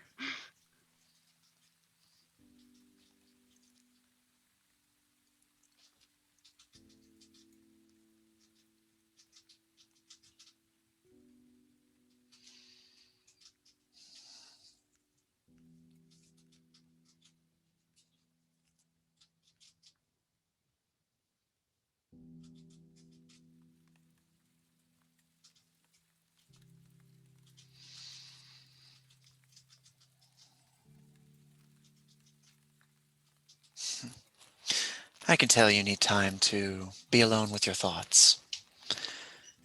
I could get you both. You don't need him.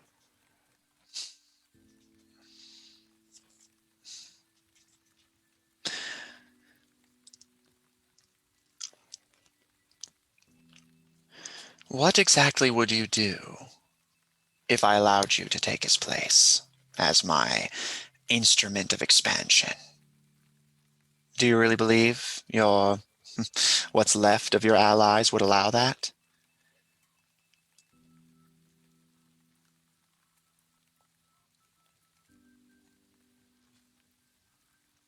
They have their own directions to go after this. Ivron's gonna go west. Griaz returning to his swamps. She kind of rolls her Gaharis. eyes and pats you on the shoulder, seeming to still not What? believe that they survived.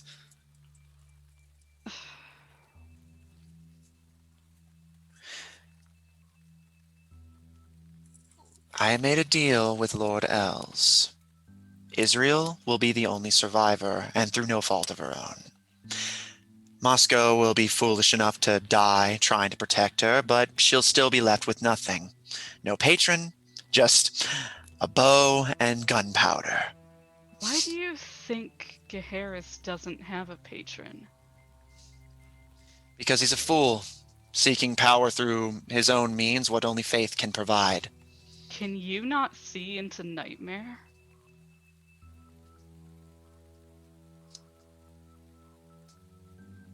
Nightmare is above even me. You didn't know. Know what? He's made a deal. He has part of the plane already. Nightmare makes deals with no one. We tried.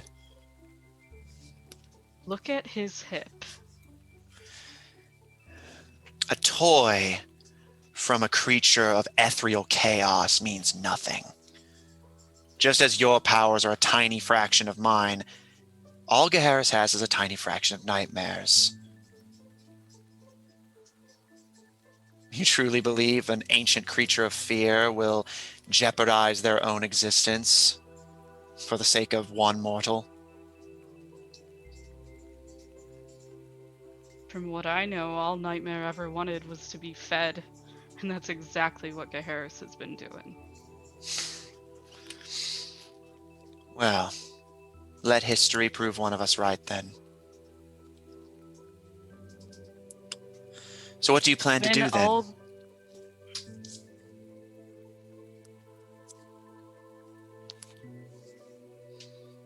When all this is over, I will do as you say with Ninkalim's followers. And if I need to, I will travel across the seas and do it again.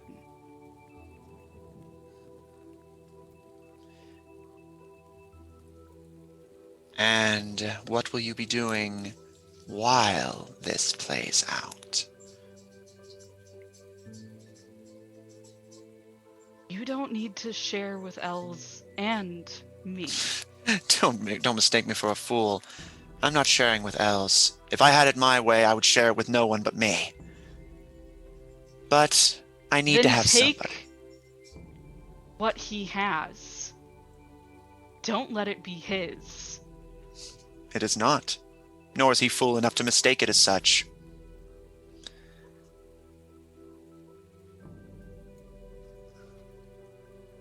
Destiny requires two divines to inherit this when we're done.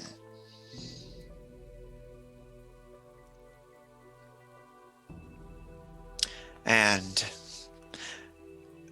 Andrasta is difficult, violent, even more so than me.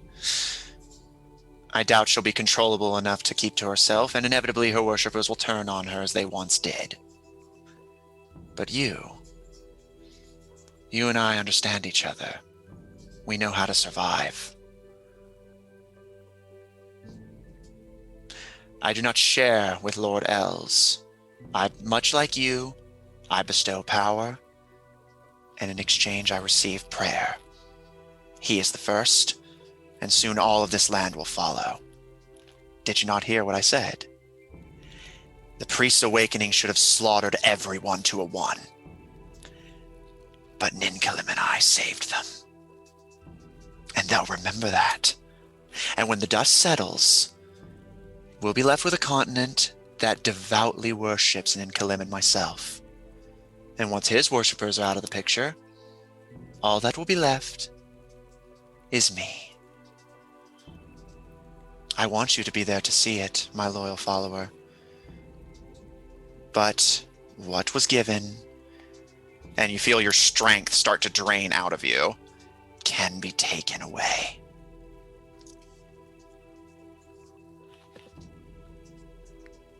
Walk away and get stronger, or stay and die with the rest of them.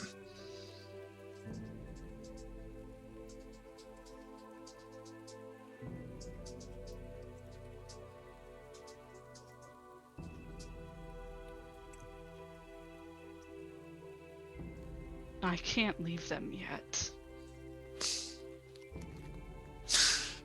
Should never have let Andrasta's boy get near you. Knew it was a fool's errand. What did he say? Did he convince you that you were anything more than a poor boy from the Frisian slums? That you would ever be anything more than a barnacle clinging to the bottom of the docks? You don't have a destiny, Utaka. You were a weapon. I wielded you as a sword to plunge it into this land, and I'm no more attached to you than a conquistador is to a flagpole.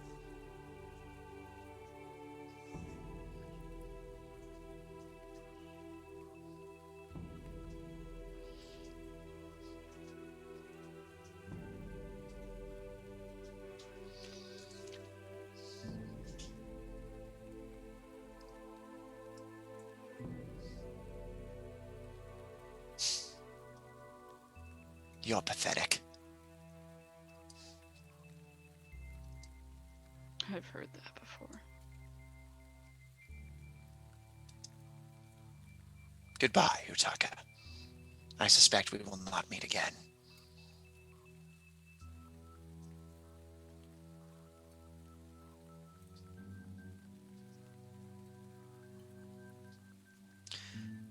And the water vanishes. And indeed, as you find yourself still standing as you had been, all of the water in the Vermin Hollow waterfall begins to recede and leave, as all traces of water, even that on your own skin, begin to leave your vision as your god abandons you. He crouches down and kneels down and picks up the spectra pin again, kind of twirling it between his fingers. So, was this your plan the whole time, or did you just make it up as you went along? That's what I've usually done. Do you want to know what she said? Do tell. She wanted me to kill all of your people or convert them. An inquisition. I've been there before. And then you too, I imagine. She cannot kill me. My worshippers, my church is far from here. This is expansion, nothing more. I was hoping it would be on better terms, but apparently not. And he looks down to just the dust where the waterfall once was. You didn't answer my question. Were you planning this the whole time?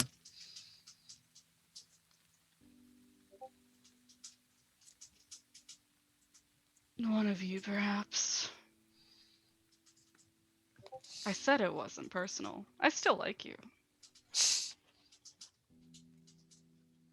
Do you expect me to welcome you back into my arms?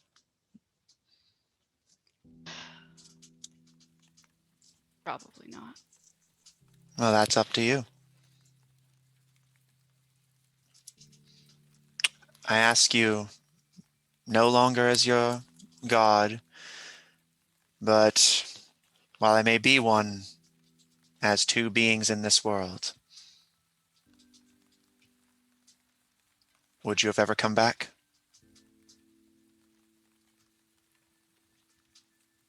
Come back to you.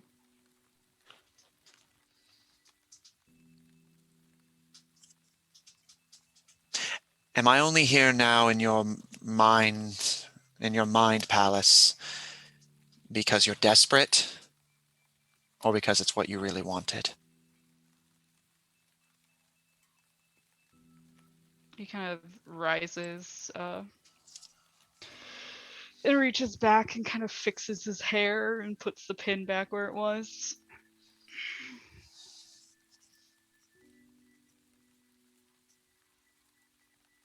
I've known what desperate feels like.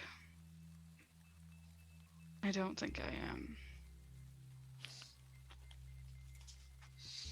In that case, welcome back, priest of Ninkalim. His tail swishes, and Bitch. the queen, so I've heard. You understand what happens now, right? Yoren Els has the service of a god who will fight to keep her colonies compliant. The original plan was that I should stand against you. Is that what needs to happen? Sorry, could I think you lost me there with that wording. Basically, his original the deal he made with Els, just like Amphitrite, is that they will get you guys to this exact moment and then abandon you to be killed by the priest and join Els. And in exchange, when Els creates peace in Mazai, everyone will worship Amphitrite and Ninkalim, because when the priest woke up, they kept everyone safe. Because they're the only reasons you guys you didn't die when that energy surge came out. Everyone should have just exploded like fish in a microwave, but Ninkalim and Amphitrite saved everyone. But Ninkalim is basically saying here that because Amphitrite betrayed him, it's up to you now. If he stands with you in the party against her, or joins her to save his own skin. But if he's going to be loyal to you, unlike Amphitrite, he expects a two-way street.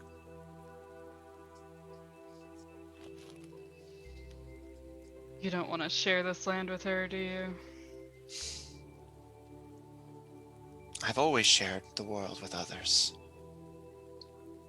The world is not something I take to be selfishly mine. Expanding the worship here is a matter of pragmatism, not one of conquest. But you have a problem. Do I? She's got another here. If she can't make that deal with me, She'll make it with them. Do you think you can beat someone that strong? They're likely even more powerful than your master. they are my master. Were.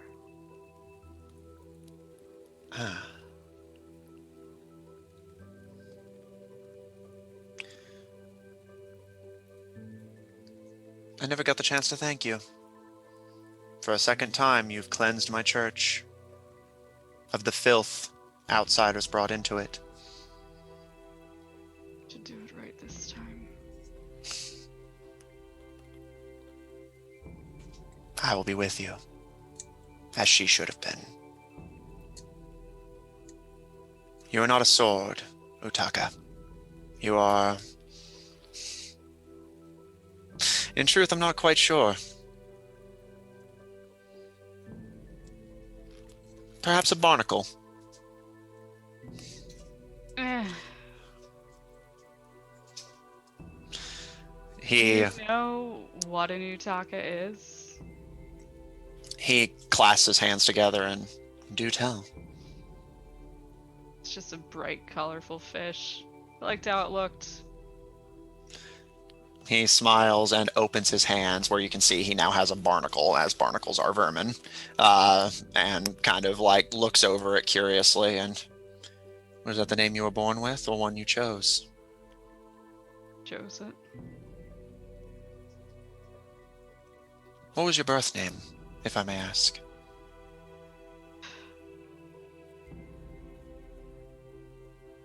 don't know if it was my dad or the orphanage, but they called me Perry.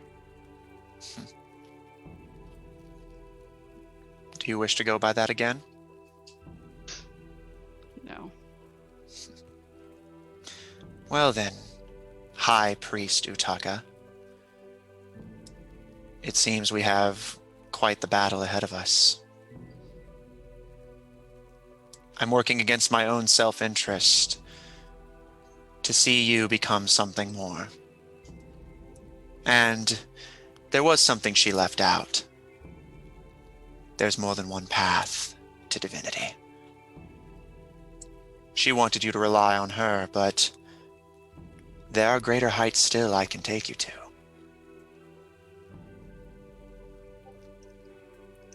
I think she did teach me something, though. Do tell. I thought I'd do anything. Guess I was wrong. Do you trust me? Yeah. Do you fear me? I used to. And now? No. Kind of feel like home. Then all is well. Do as you have. Stay and fight. I cannot guarantee your friends have survived. I've extended a lot of my power just to keep the population alive, especially in Amelia City. But let's hope your confidence is not misplaced. I will be with you, Utaka. Thank you. He holds out his arms to you and brings you into a hug.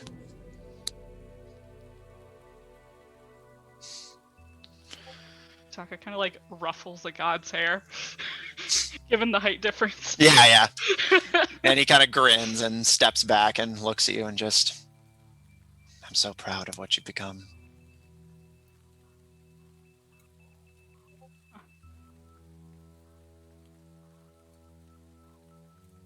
Strange. What is? Those words.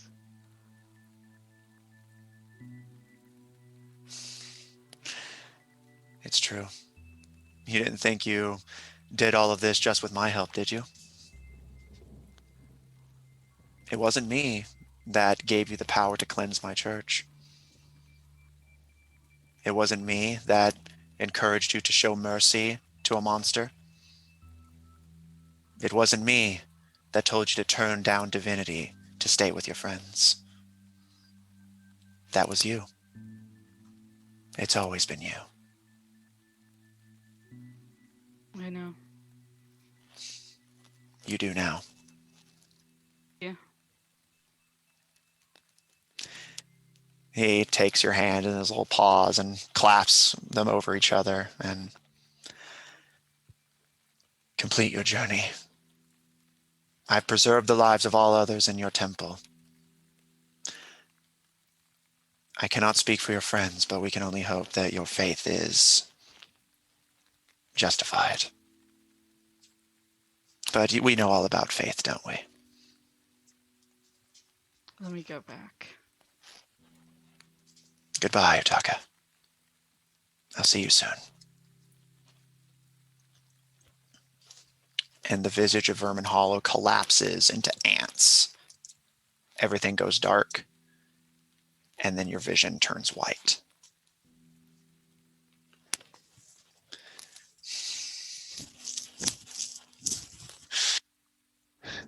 How's everybody doing?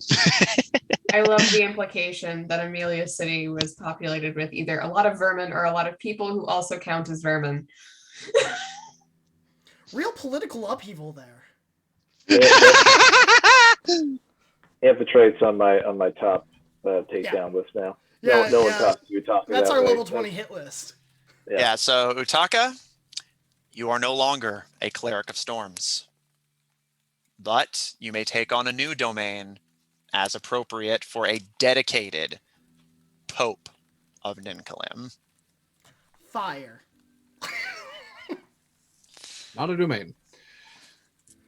Yeah, what are there? Shit. Yeah, you don't have to make the change now. I'm just saying for future reference. Great But, death.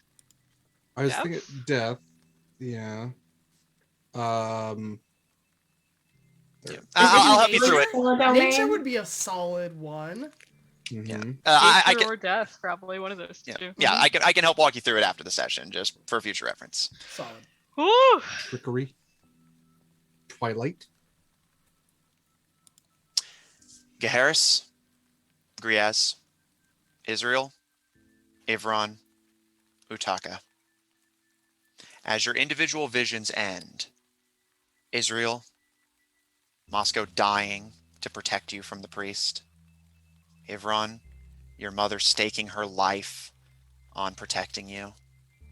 Griaz, finding peace with the nature spirits who know you will protect them and they will protect you as nature intends. Utaka, making peace with your duality and rejecting the power of Amphitrite in exchange for the more honest pursuits of Ninkalim.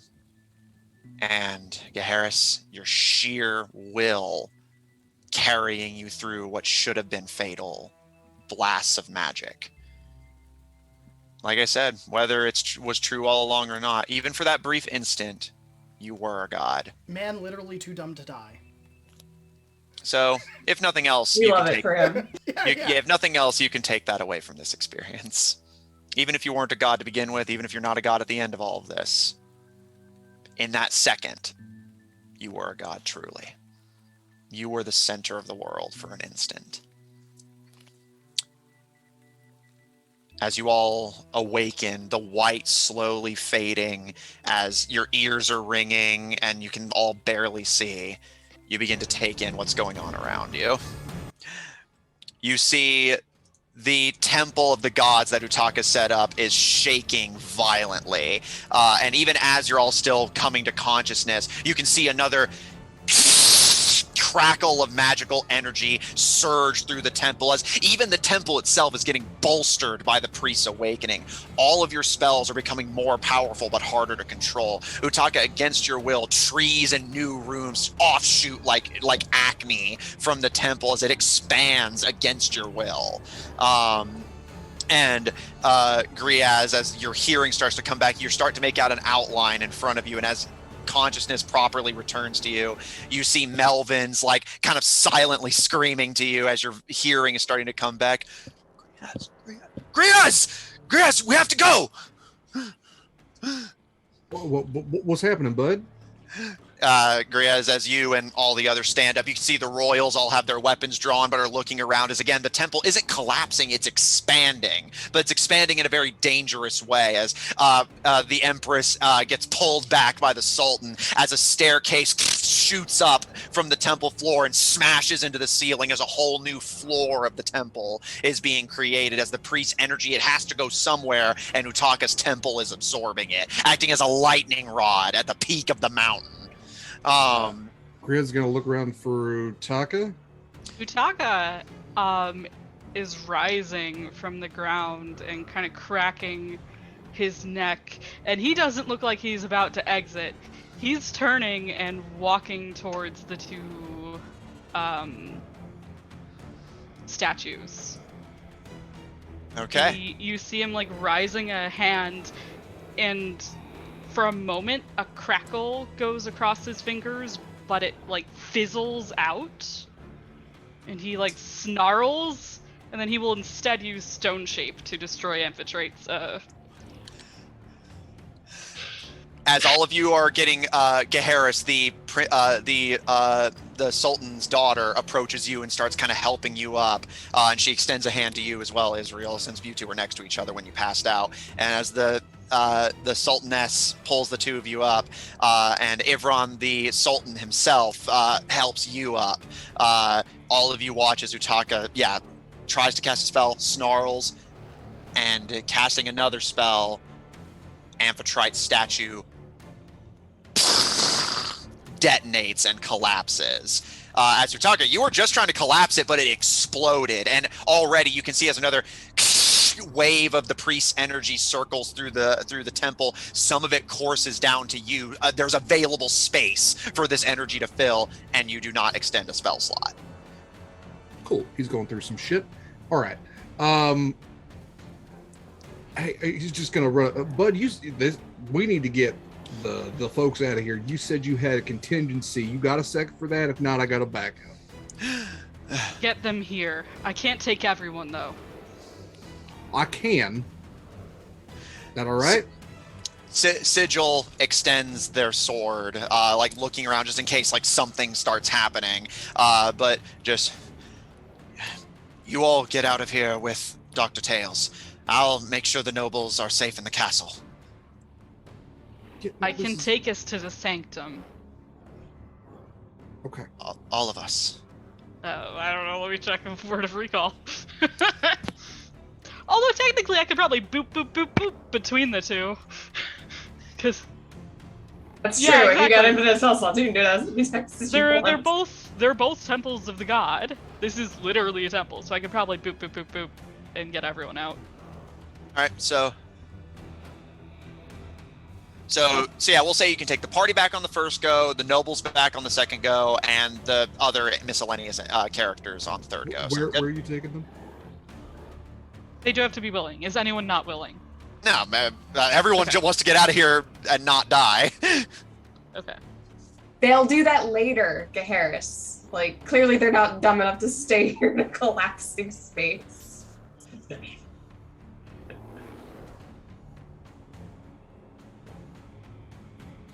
That's true. Okay. On Utaka's third return, do you want to go back when he sees like Gaharis like I guess. Okay.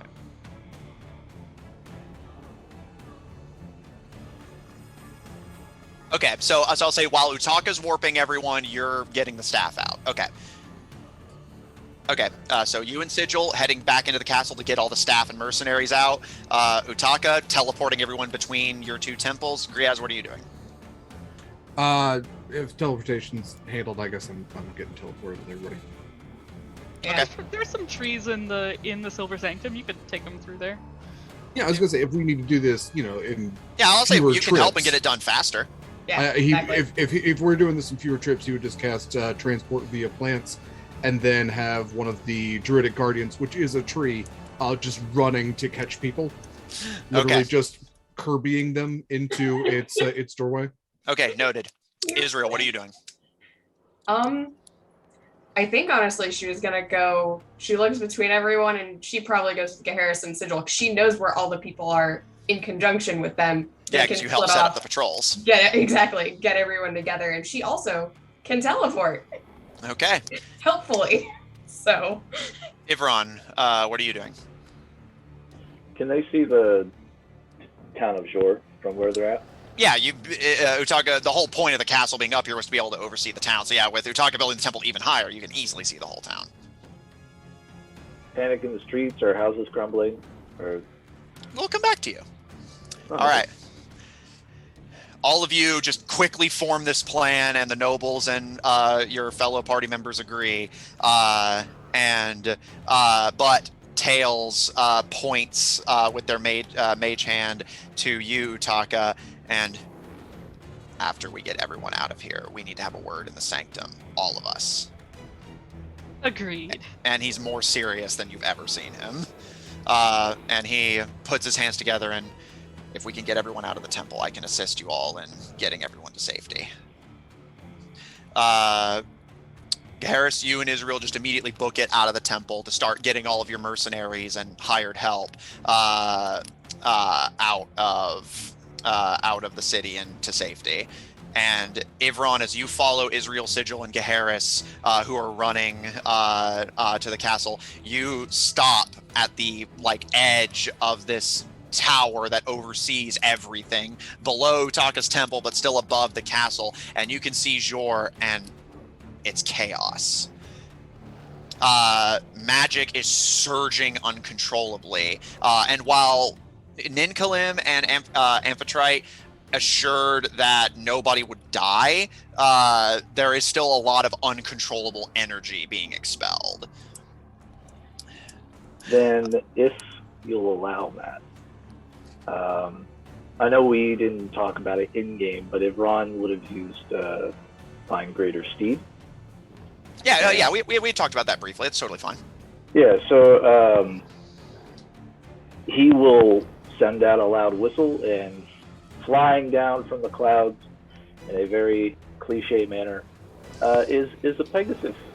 And he leaps off onto the Pegasus and flies towards Jor to loudly command everybody to get to the usual mustering point of where they're like basically the bunkers. Yeah. Okay. And to aid the town. Okay.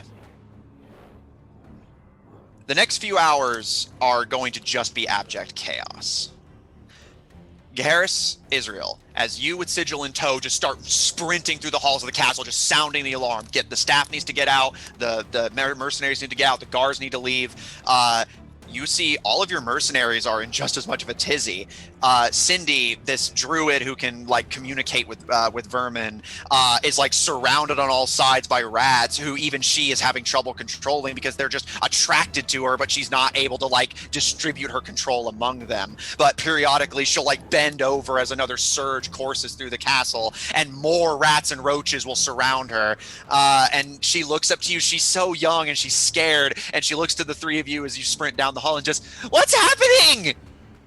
Would you say, actually, you know what? I think that I would grab her shoulder, throw her, not throw her, but like shove her behind me, and I'm gonna just wave my sword and use the cone of fear on all of the rats. That is not the rat that she loves. I assume that rat is still like on her. Yeah, it's on her shoulder.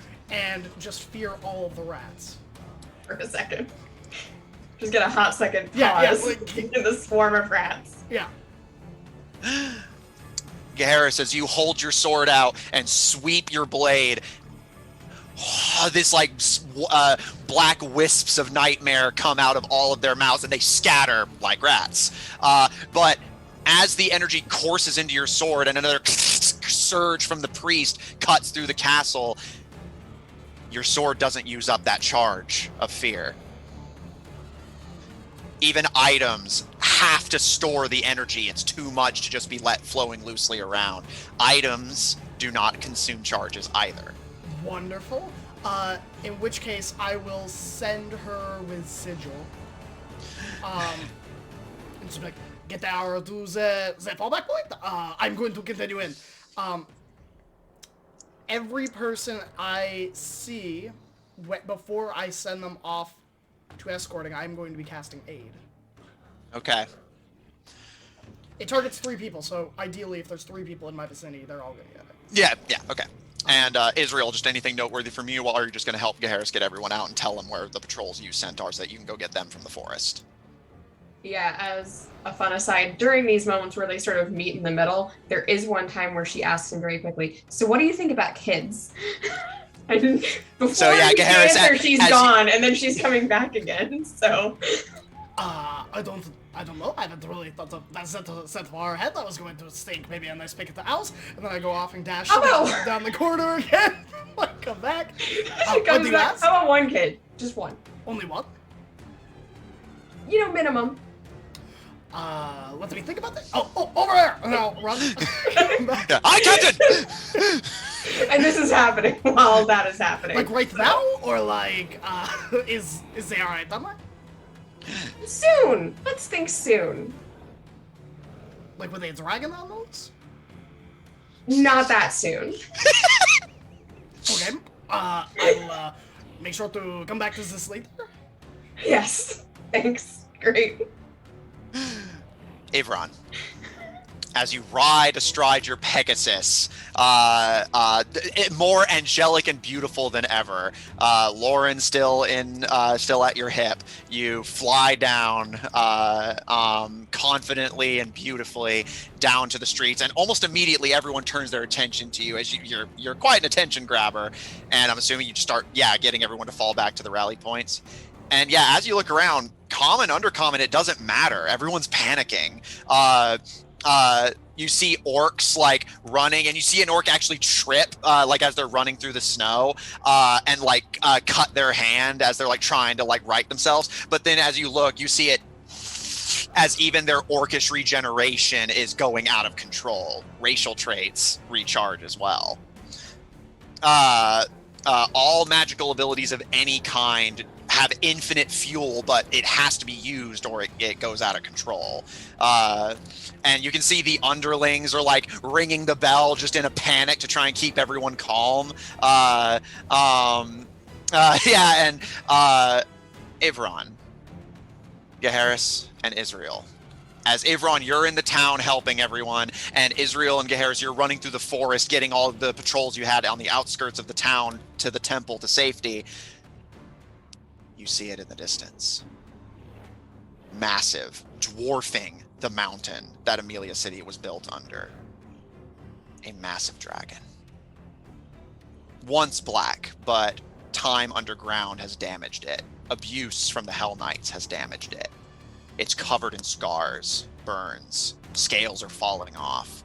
Almost like this glittery sprinkle from its necks. As you can see, even from this distance, massive gouges and lashes and burns as Joron and the Hell Knights tortured it to keep it compliant. And it is intent on taking its anger and pain out on everyone. A massive hurricane swirls around its heads, like it is the eye of the storm. And as it spreads its wings, you can see 9 tails take this almost peacock-like display as the 3 heads all look in different directions but roar in unison, and another just crackle of energy surges out. And as it surges over the forest, you can hear panicking in the forest, and you see the gnome caravans, their nomadic houses, just like going faster than even they can control. As even the magical fuel is getting too hard to contain. So their mobile homes are basically just like going like monster trucks through the forest, crushing trees and going over snow, and just come on, yo, get these things under control as the houses are like spinning out and going out of control. Are we not in Kansas anymore? And you all watch as the priest flaps its wings once, and this massive windstorm bowls all of you over, and you can see needles of pine fly off the trees as the windstorm just kicks through the forest and scatters branches and snow as the priest is getting ready to fly for the first time in a decade. Utaka, Griaz. As all of you are just trying to get everyone out, get everyone to safety, Utaka, you have your, it's just like a teleportation circle, I'm assuming? What are you using exactly? It is Word of Recall, so I can flip between the 2 temples because I have designated them as like sanctuaries to the spell, basically. Okay. And Griaz, you're having your like little improvised tree end just like go around and scoop everyone up. Yeah, it's basically an awakened tree that is running about and just grabbing people and shoving it into it's doorway to doorway, so they'll pop out another the thing tree. Like those southern trees in the Fangorn Forest where they just up and appeared outside Helmsfold. It's like that kind of tree. Not quite a tree ant yet, but it's there's almost no there. mouth. It can't talk or anything. Yeah, it's just a walking tree. Yeah. It's just a walking tree. It's a human. Still kind of terrifying though, being by a tree. Oh, absolutely. Yeah. It's a little old man Willow-esque because it just takes you in a nice big embrace and holds you real close until you like fuse through the bark and you're somewhere else. You know. It's like I've never held someone before. Griaz, your tree goes around scooping up all the nobility of Mazai and just stuffing them into the bark to transport them elsewhere. And Utaka, with just snaps of the finger and single words, just teleporting back and forth. You're both expending more magic than you've ever done, yet you feel perfectly fresh, as if you're not like expending any effort. And because you guys are casting spells, you don't have that same kind of feeling of being overwhelmed by the energy. You're giving just as much as you're receiving. Good job, Ferdinand. Keep it up. Living that high life, that high warlock life. And casting. and teleport through plants. Where are you sending them? I believe just a plant near the. If we're sending everybody to the Silver Sanctum, just Yeah, which we've established there's a garden down there, which you tended to just yourself. a large plant. They might be popping out of different ones. No, I think it has to be like a solid one. Okay. Like a single solid one. So just like kids at the bottom of a slide where they don't know how to move fast enough. So it's just noble after noble getting spat out by a tree. Mm-hmm. All right. With the two of you together, you're able to clear out the temple pretty much in one go. So as you all stand in an empty temple, but periodically mercenaries, guards, and even townsfolk will rush in, needing teleportation themselves. But is there anything noteworthy you guys want to do until you hear back from Geharis, Israel, and Avron? In the moments where I'm waiting for people to arrive, I'm just gonna start stone shaping and destroying more of the reliefs that were like waves and such. Okay. And Griez? So the temple's still like expanding and everything. Are we experiencing any of the negative effects that's coming from the priest? Because you're using your spells consistently, you are not experiencing any ill effects. However, the temple expansion is still a problem. At this point, it's like a 3-story building and is getting like little offshoot rooms. But as long as you stay where you are safe-ish. Okay, I didn't know if we were dealing with like the wind as well. Yeah, because you guys are in a building, so sure. Like you can hear the temple rocking in the wind, but it's not enough to bowl you over because you're indoors. Okay. Yeah. No, just waiting for them to get back. If it's taken a while, he might go out and get them, but I mean that's a relative sort of time frame. Okay, so I guess we got a lot to talk about. Yeah, I saw you fuck up. You're supposed to be dead. Did you know that? Oh, I did. Yeah, my peepums. That's what I call them. Yeah, he told me that. But yeah, the gods themselves were like, haha, Geharis and Griaz are gonna die, and neither of you did. I kind of told him you wouldn't, but you know, whatever. Yeah, fuck those guys. I'm right. Griaz, a mosquito bites you. I was waiting for lightning. Yeah. Well, yeah, it's just vermin now. Oh, Dragon doesn't got lightning no more. I'm assuming one of not fucking all of them. How could one you God's tell? Still good. Bye. Wait, I'll be right back. He kind of like stumbles back. Okay. Ivron works over the course of easily an hour, just escorting everyone to shelters in Jor. And Ivron, you kind of turn your gaze to the docks where, again, as storms are starting to build up, you're starting to feel the first drops of rain as the storms that the priest is calling. All the magic that isn't being expended is going back up into the air and just creating havoc. And you can see lightning beginning to flash and rain beginning to fall pretty much all across Mazai. The whole land is about to be plunged into endless storm as everyone's spells fly out of control. In traditional D&D terms, you are witnessing the dawn of the second spell plague.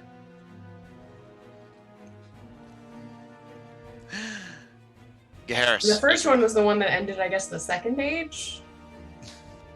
Well, the lore is different in this setting. I'm more just saying, like, as like a side note for like flavor reasons, just for D&D fans at home. Oh, got you. Okay, because I'm like, there was a second spell plague. I barely registered the first one. Tried to delete that from my mind. Yeah, like I said, that's more just for yeah, like I said, that's more for D&D. And then we had a second spell plague that just changed everything back.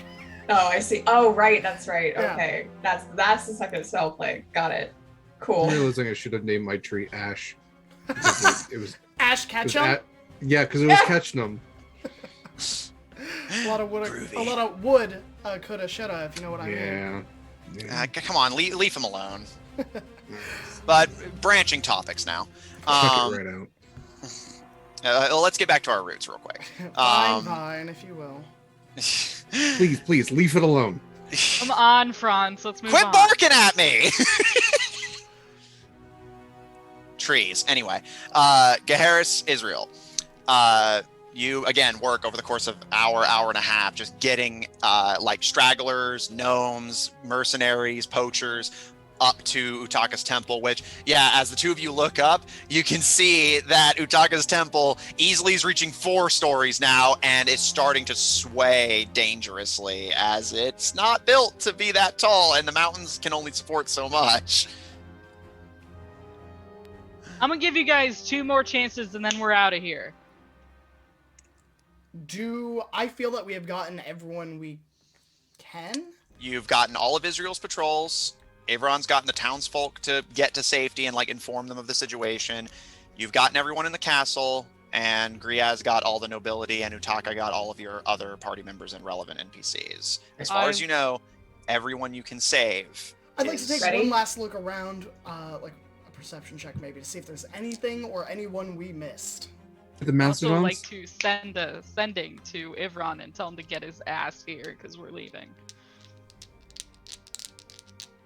Yeah, okay. I think he would do that if everyone's off the streets and safe. And Yeah, the guards are helping you get everyone to safety, although they too are struggling to contain any magics they possess. Everyone's just doing a barrel roll. I was going to say, Worthington III. too.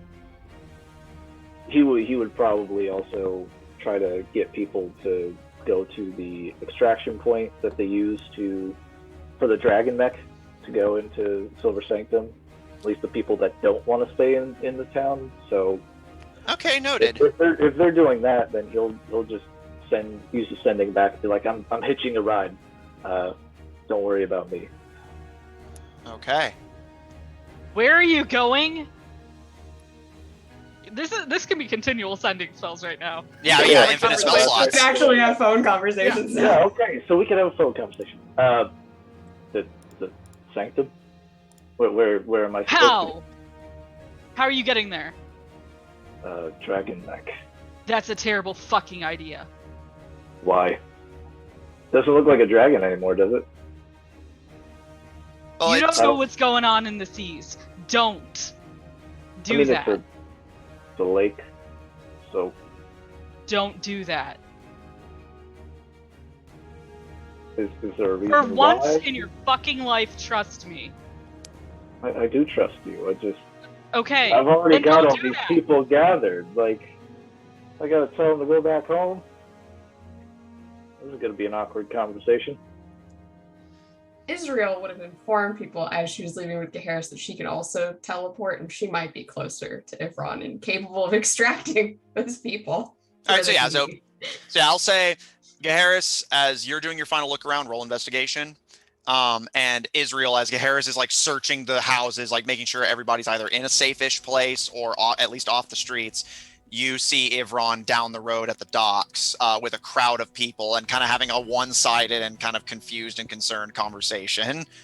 Yeah, okay. She's Not gonna, crazy, I swear. she like gives Gaharis like hand signal like I'm going there, like cool, you got this, meet you there moment. And she's gonna Gaharis go that way. eyeing. I don't think Gaharis notices in this moment. To Were be we fair. She smacks him in the back of the head and she points and then she's Wonderful. like, I'm going. It's a nat 20 for a 24. Okay, we'll come back 'cause to it was you. investigation, correct? Yes. Okay. All right, Israel, as you inform Gaharis politely and make your way towards Abron. Jeremy, were you about to ask something? I was just gonna ask if we were knocked unconscious during. Yes. Oh, For essentially 6 seconds, you were all unconscious, but then through your own various means came back. all right. So I was gonna say, like, we all still might be telepathically connected, but So yeah, it doesn't apply now.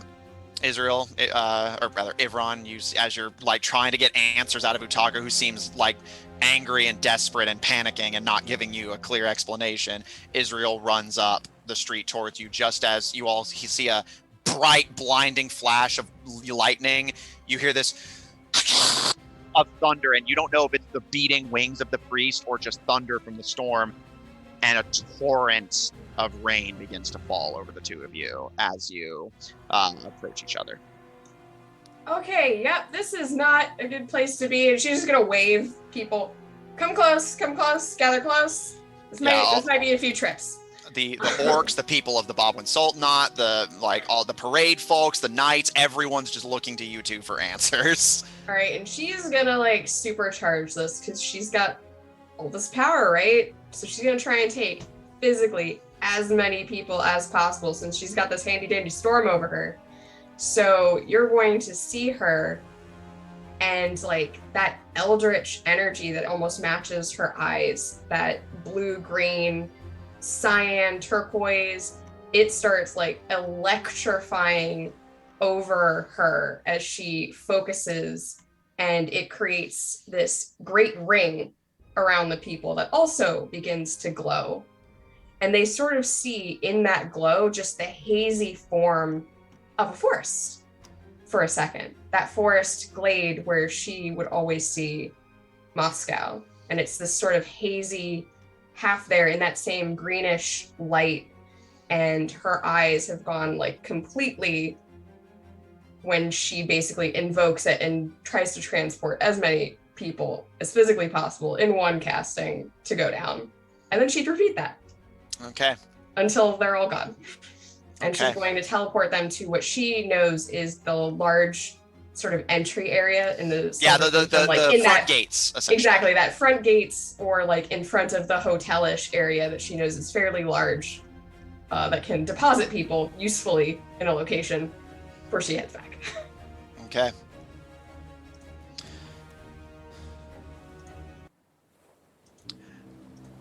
Israel, as you cast the spell, your eyes going dark, and the visage of a forest taking form around you, Ivron, you, the townsfolk, and Israel vanish.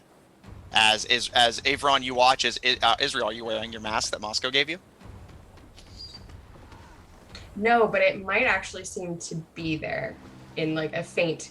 You almost think that she put it down before you realize that it's see-through, that it's translucent with that same energy. And Ivron, as you watch this happen, you see this ghostly visage of Moscow's mask take form over Israel's face and begin to shake, and the eyes begin to glow bright, fiery orange. And you all vanish. Geharis, you see Israel conduct this ritual from a distance before everyone vanishes. You didn't know Israel could do that, but it's helpful. And you continue your search alone. And as you kick open the door of the Dwarvish Tavern, where typically refugees would go, but they're trying to get to more safe structural areas as it's starting to storm now. And given how cold it is here, it's beginning to start to hail rapidly. You can already feel parts of it kind of tink, tink, tink, tink off of your armor, and you imagine those hailstones are only going to get bigger. But as you kick down the door of the Dwarvish Inn, as soon as you kick and start listening and looking around, you hear these kind of distant, like whines of fear from the back room. It is okay. It is just, Gaharis, you should come with me if you want to get to this city. There is a lot going on, I understand, but you can count on me. Gaharis! And That is me. the door is forced open, and you see it's the Dark Elves. The dancers. Hello? What's happening? The cult succeeded, I suppose, in getting the priest released. But that is a problem for tomorrow, I suppose. So for now, the real problem is getting you out of the city.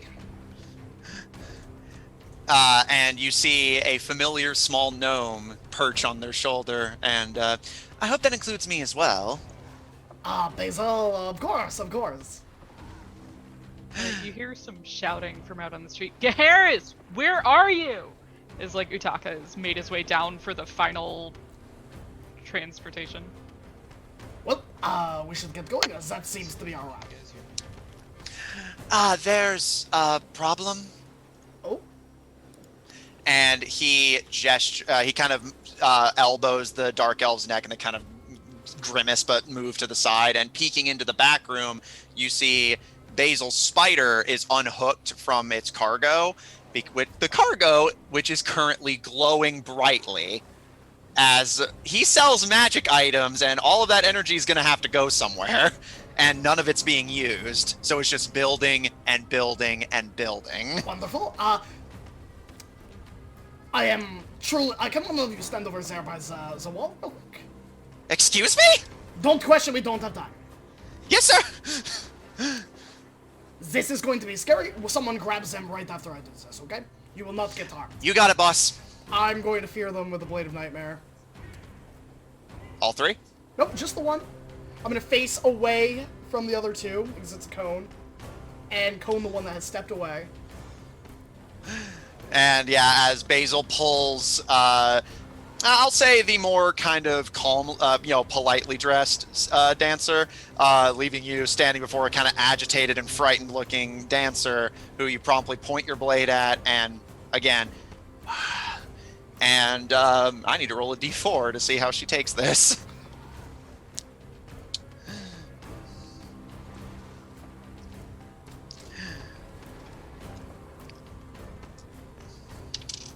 It's a 3. What does it say on the Blade of the Fearless for a 3? Let me see. For a 3, they just become frightened. That's great. That's Okay. literally the best the best one we could have gotten.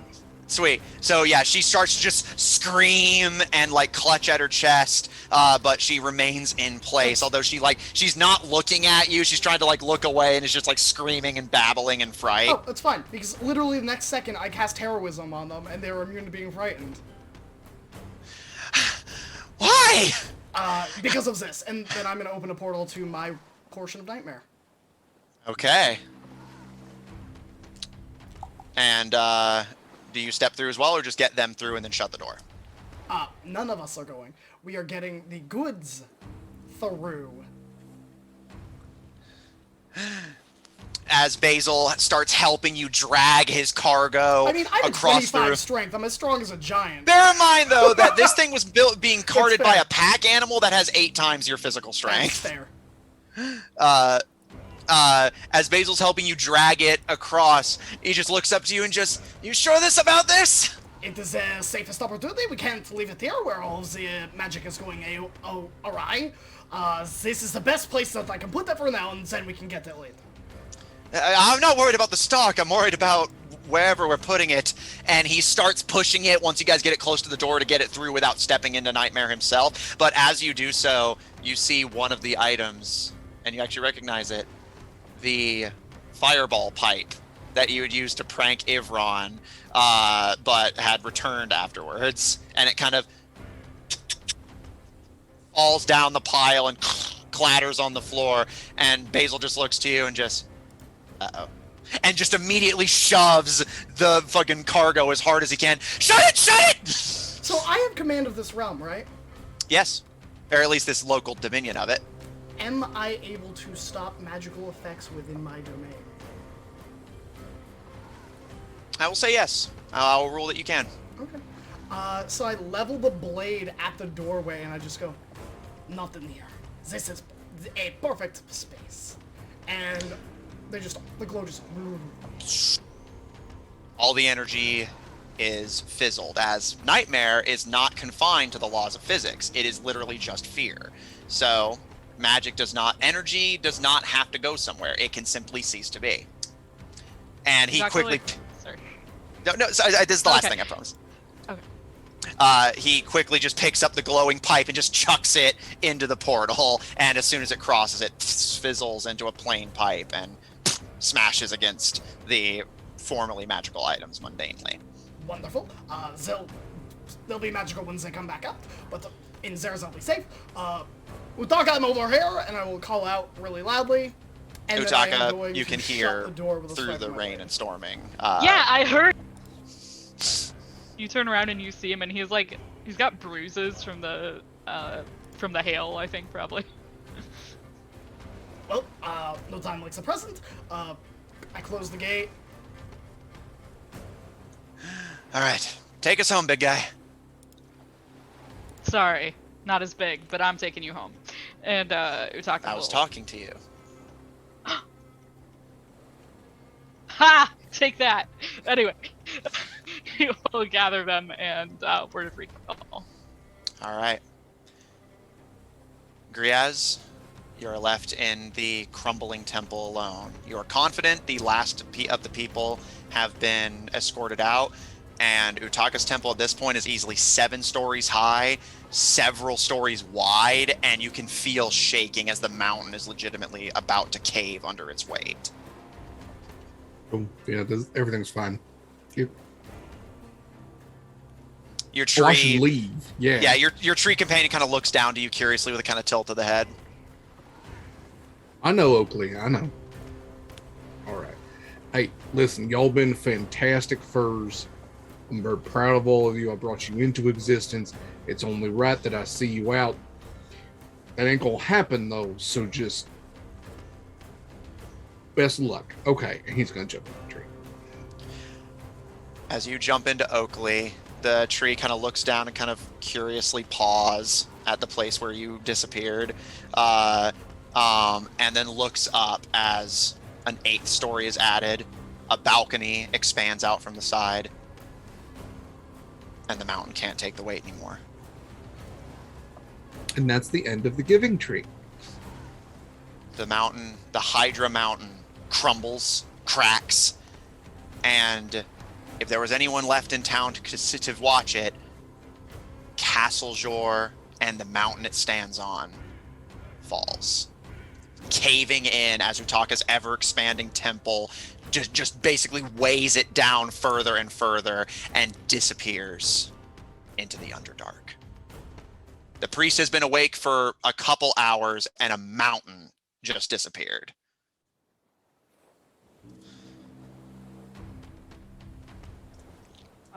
Once in there, I'm gonna take a few moments, and I imagine like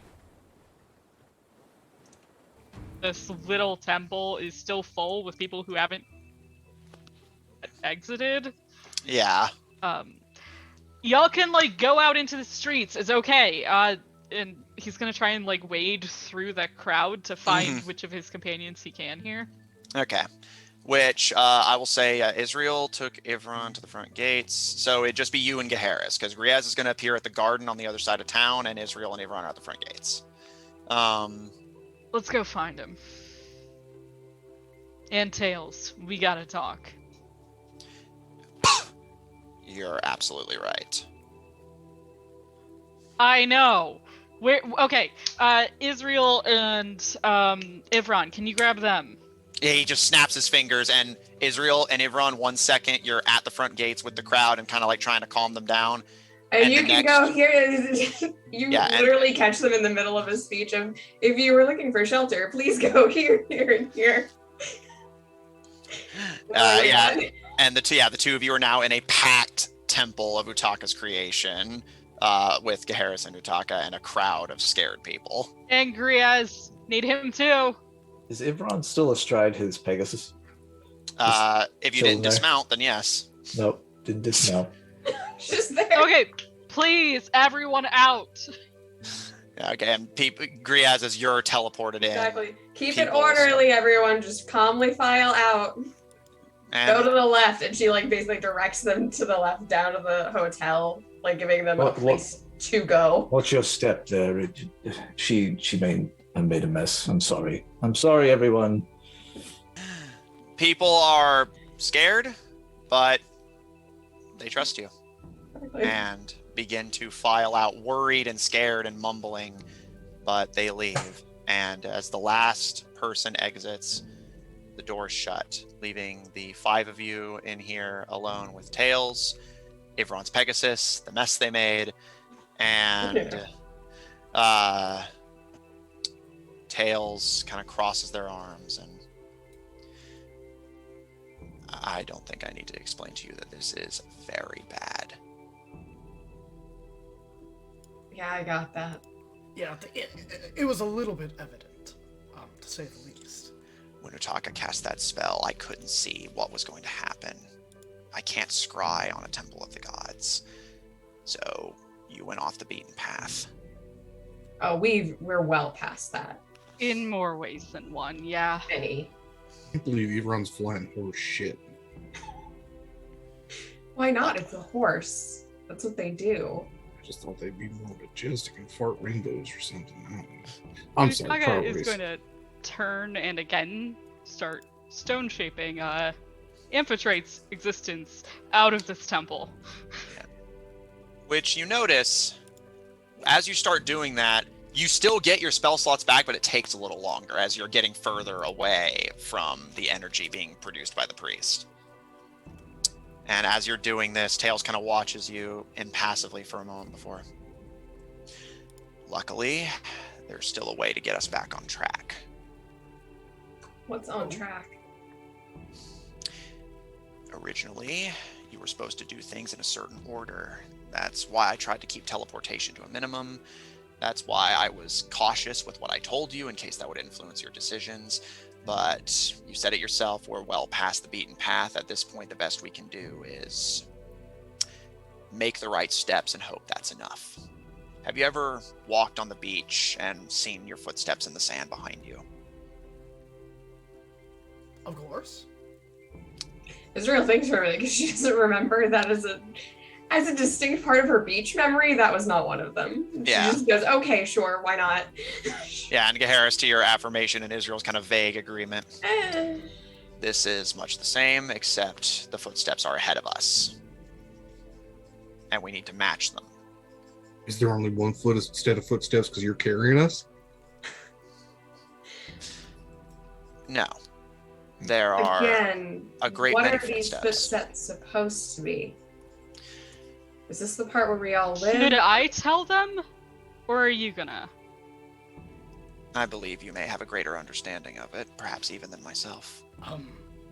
I suppose, we should all come clean about something. I'm a god.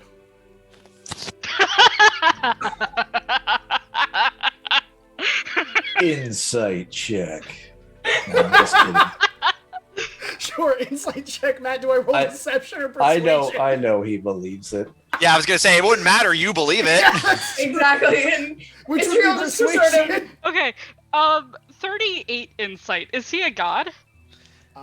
He believes he is. Okay. Yeah, while we're on this route, That's I'm why Iran's Utaga's long lost laughing. son. Okay? Alright.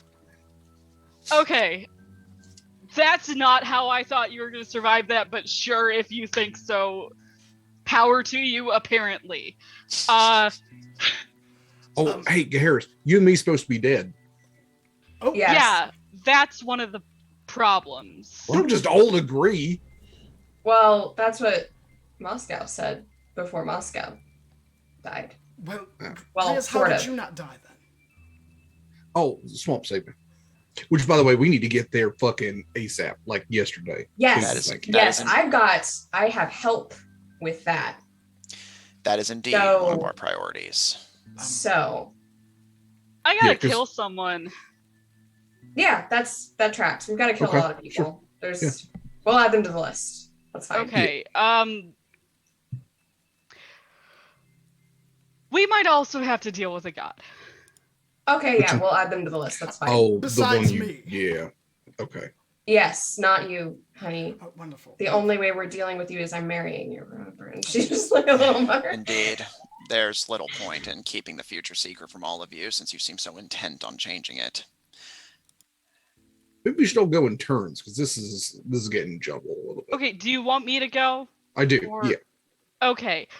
You two were supposed to die because the gods made a deal with Joran Els. Specifically Amphitrite and Ninclim. As well as It's been a Andrasta day. and Moscow. And yeah, except Amphitrite and Ninclim were gonna like betray them. Sorry, you guys. And then like rule the continent together. Because there's supposed to be two gods here after all this. Wet, stinky continent. Yeah, except then Amphitrite was like, haha, betray Nincolin with me and I'll make you a god. Sudden but inevitable. Mm-hmm. And what did you choose? I couldn't leave you guys. Well, yeah, bud. It does explain the redecorating. Sure does. So it's been a day. Is your blood always warm, Ivron? I would assume yes. No, like, do you always feel warm? I've I don't know. felt It cold was... before. I'm Anyway. not quite understanding what you're asking. You know when you touch them and she example touches Utaka. Usually they were a little like cooler. No, It's I not- mean like when you become like a demigod for like a couple minutes, like How would it's like really warm. Anyway, how would any of us know that? Just apropos of nothing. I don't know. Ask Harris. Apparently, he's got that. well, Do you feel warm? You feel pretty warm. He's fire resistant, so I mean. Yeah, I was gonna say you feel pretty warm. Harris is like, oh, I have a fever. And the only cure for it is more godhood. anyway, we have a problem. Because Ninclim and Amphitrite made this plan, and now they're turning on each other. Oh, God War. Yeah, Is that a problem? it's a problem. Problem for Utaka, especially. It doesn't seem like Because Amphitrite wants to be the only god here. Mm-hmm. And she's got a real powerful cleric here who I probably need to kill. so. That's who we're okay. No, that's fine. We'll put them on the list. Okay, yeah.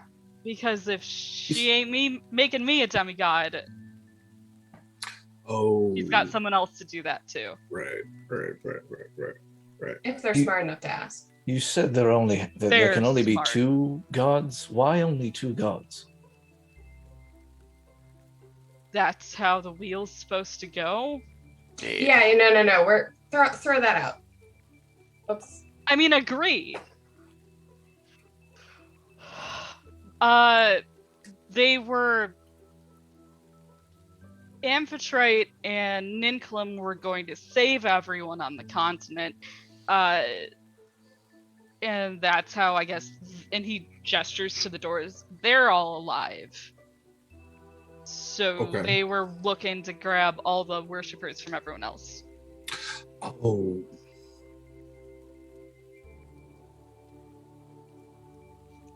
I mean, just to me. They announced the only ones who know are themselves, and Lord Els. For As far now, which is probably And- Lord Joranel's plan and to Rin. reveal this. No. I mean, if only 2 gods is left, at a certain point your prayers stop being answered.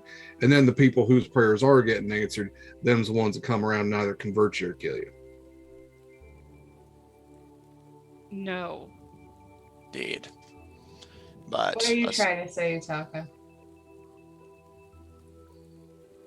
I made a deal. Okay. Mm-hmm. Ninglim's gonna help us. Okay. So we're not telling everyone that Ninclim wasn't part of this, yeah? Okay. Okay. plan, as I understand it, is once the priest is defeated, Els intends to tell the world that the children of Red Sight were at fault for this, and that they need to unite, as you all just got everyone to agree to on paper. And once the children of Red Sight are dead, everyone will be worshipping either Amphitrite or Ninclim at this stage. And the gods got what they wanted, as did Lord Els. We are the only ones now that stand between him and his objective. I had hoped to stop him before the priest had even awoken, but you That's all seem not- to make a game. It's not going of- to be enough.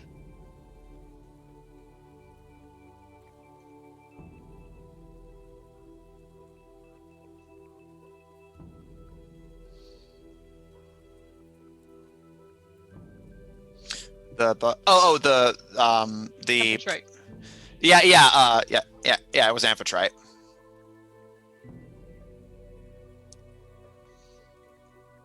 Okay, a worshipper doesn't concern me like Rin concerns me. Well, besides that, they're You They're on the western coast. They will not be able to make it here in time. You haven't seen what she can do. I have.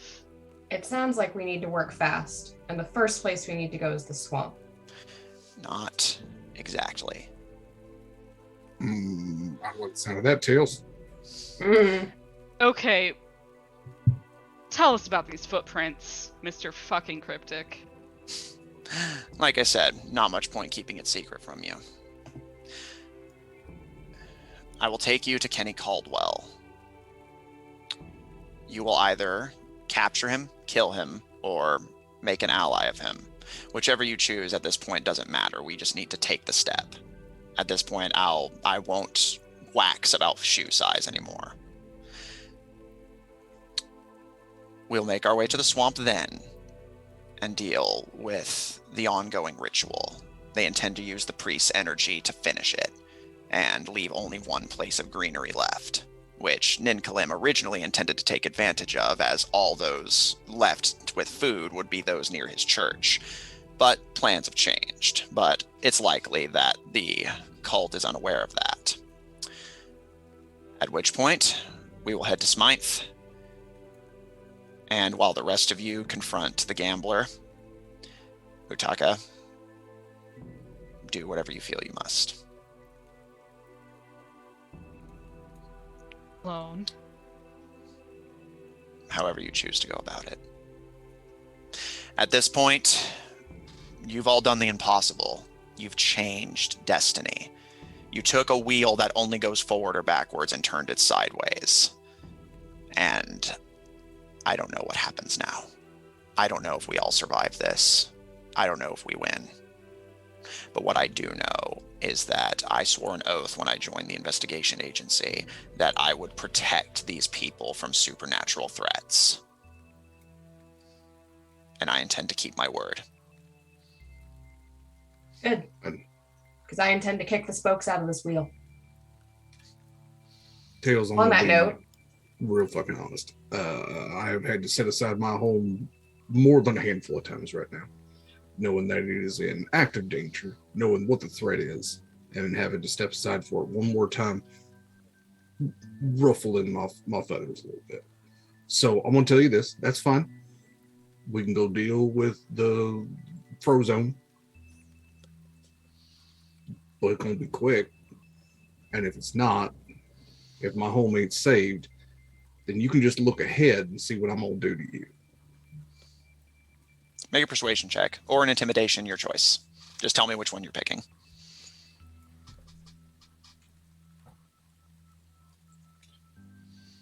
Let's see, there's a 13 plus, what do I have? It's either 0 or, hey, it's 0, it's a 13.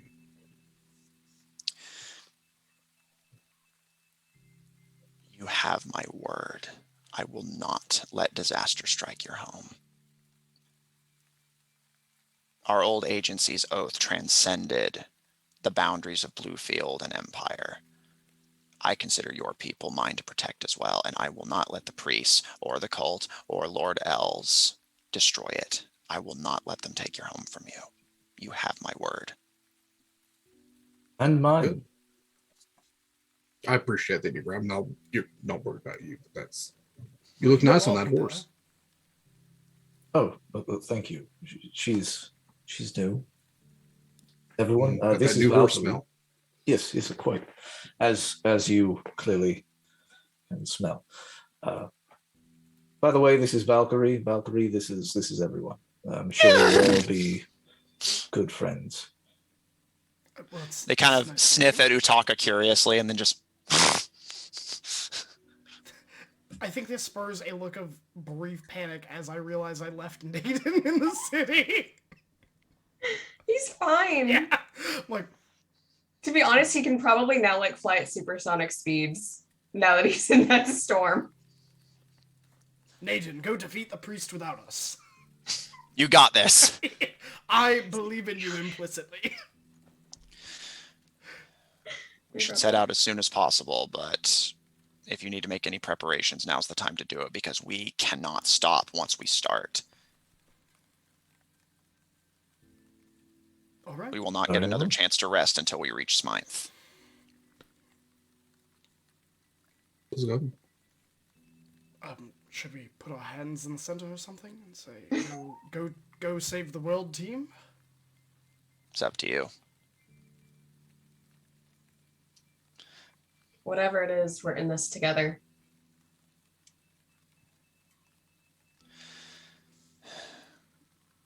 I will take you wherever you need to go. And while you deal with what needs to be done,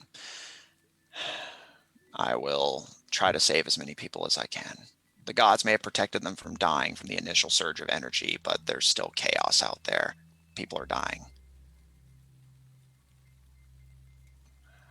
Good luck. We all gather what we can, meet back here in an hour, 2. Hey, Things in we're order looking here. to kill Kenny or befriend Kenny, because that all depends on what I'll bring. I can't make that decision for you. I mean, Kenny was... Ideally, I I think think we we could got- convince Kenny. I Alright, think I'll we leave the got a good dinosaurs. chance. We know who killed his sister. That's true. Yes. We can make this quick. Cool. If it's Leave taking the too dinosaur, long, leave the dragons, then. it was probably best we were going to leave them anyway. Who knows what that storm's going to do to any of them? They're creatures of magic. At least the dragons are. It might just make them go insane.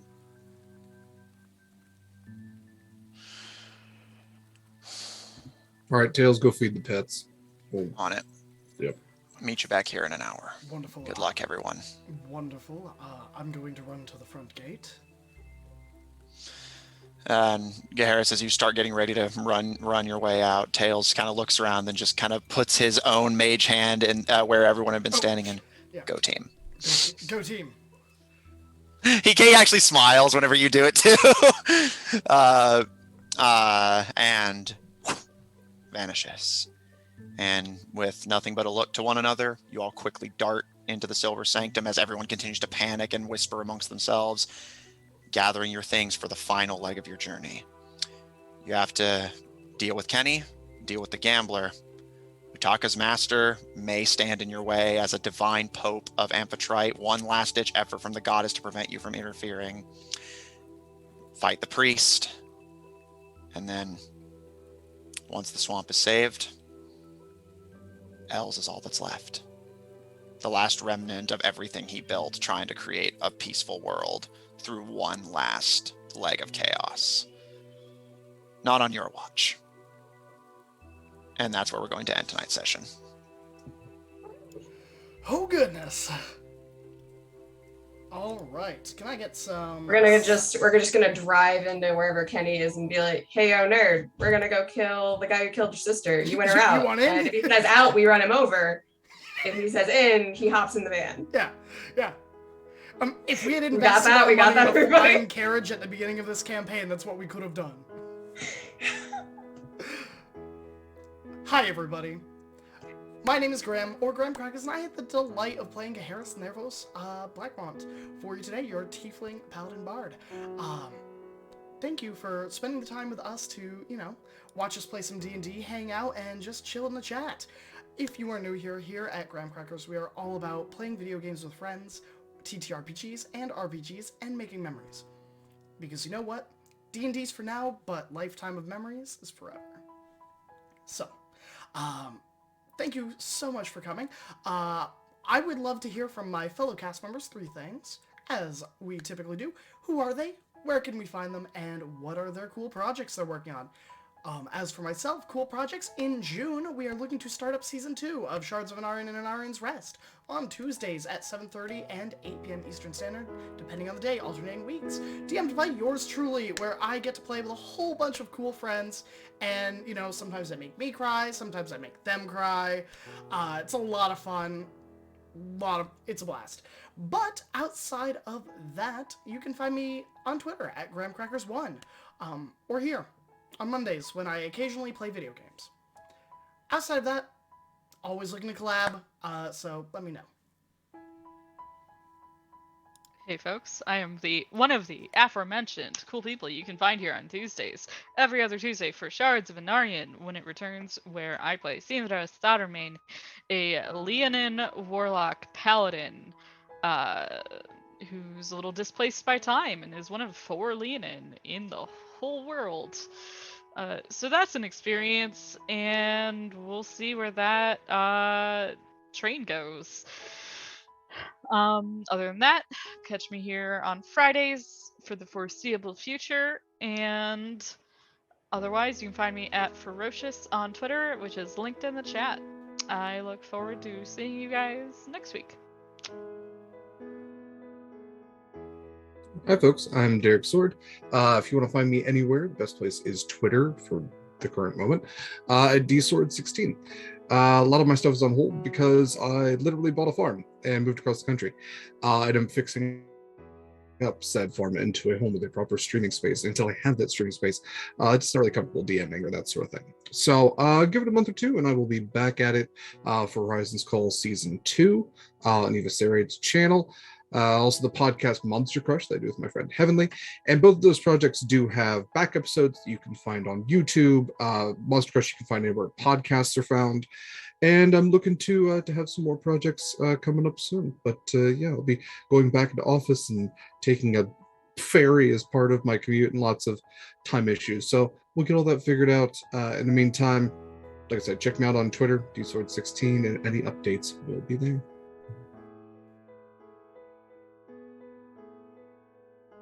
I'll go last.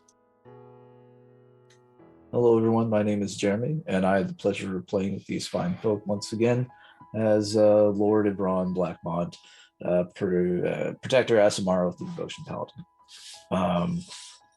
You can find me, as everyone else said, here every Friday, 8 p.m. Eastern.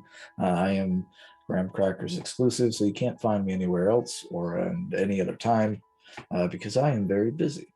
You can also find me on social medias at various sites under the handle Dane Darkstride, but don't expect too much because, again, I'm very busy. But I'm not busy enough to tell you that I appreciate you for being here, and I hope you enjoyed tonight's session. Now I'll pass it off to whoever else wants to take the floor. Hello, everyone. It's me, Kari. I played the wonderful Israel Blackthorn, the Fae Pact half-elf warlock, and you can find me here every Friday doing that, and potentially every other Tuesday when the campaign Anarian's Rest comes back from break, where I will be playing Karis Nefson, the Tiefling Wizard. So rejoin us then, and you can see me and my beautiful face with my beautiful people that I love to play with. Other than that, you don't really find me places. I am currently playing over on Guild Wars 2, and my player name is down in the chat there if you want to go hang out there with me. Haven't been on recently, but I'm still there. I'm still hanging out. You can hang out with me if you want. It's so cool. Is that everyone? Okay. Then that leaves me. I was Matt, your DM. I played everyone else.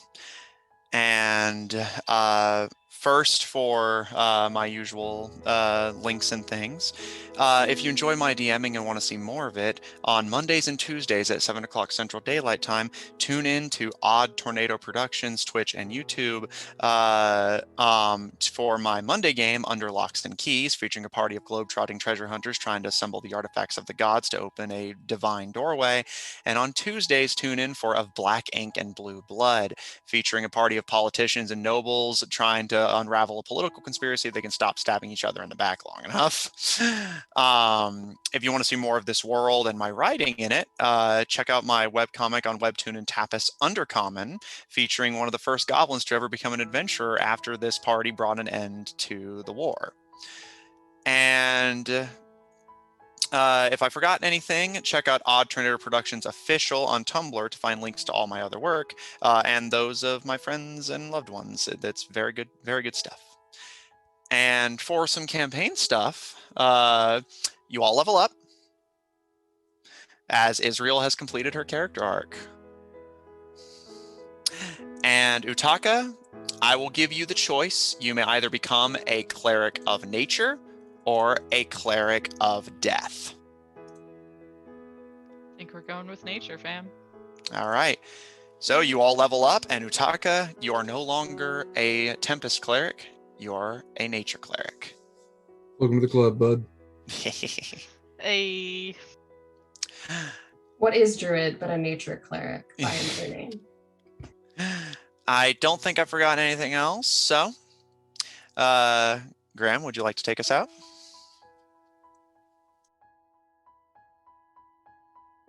I have too many buttons to press.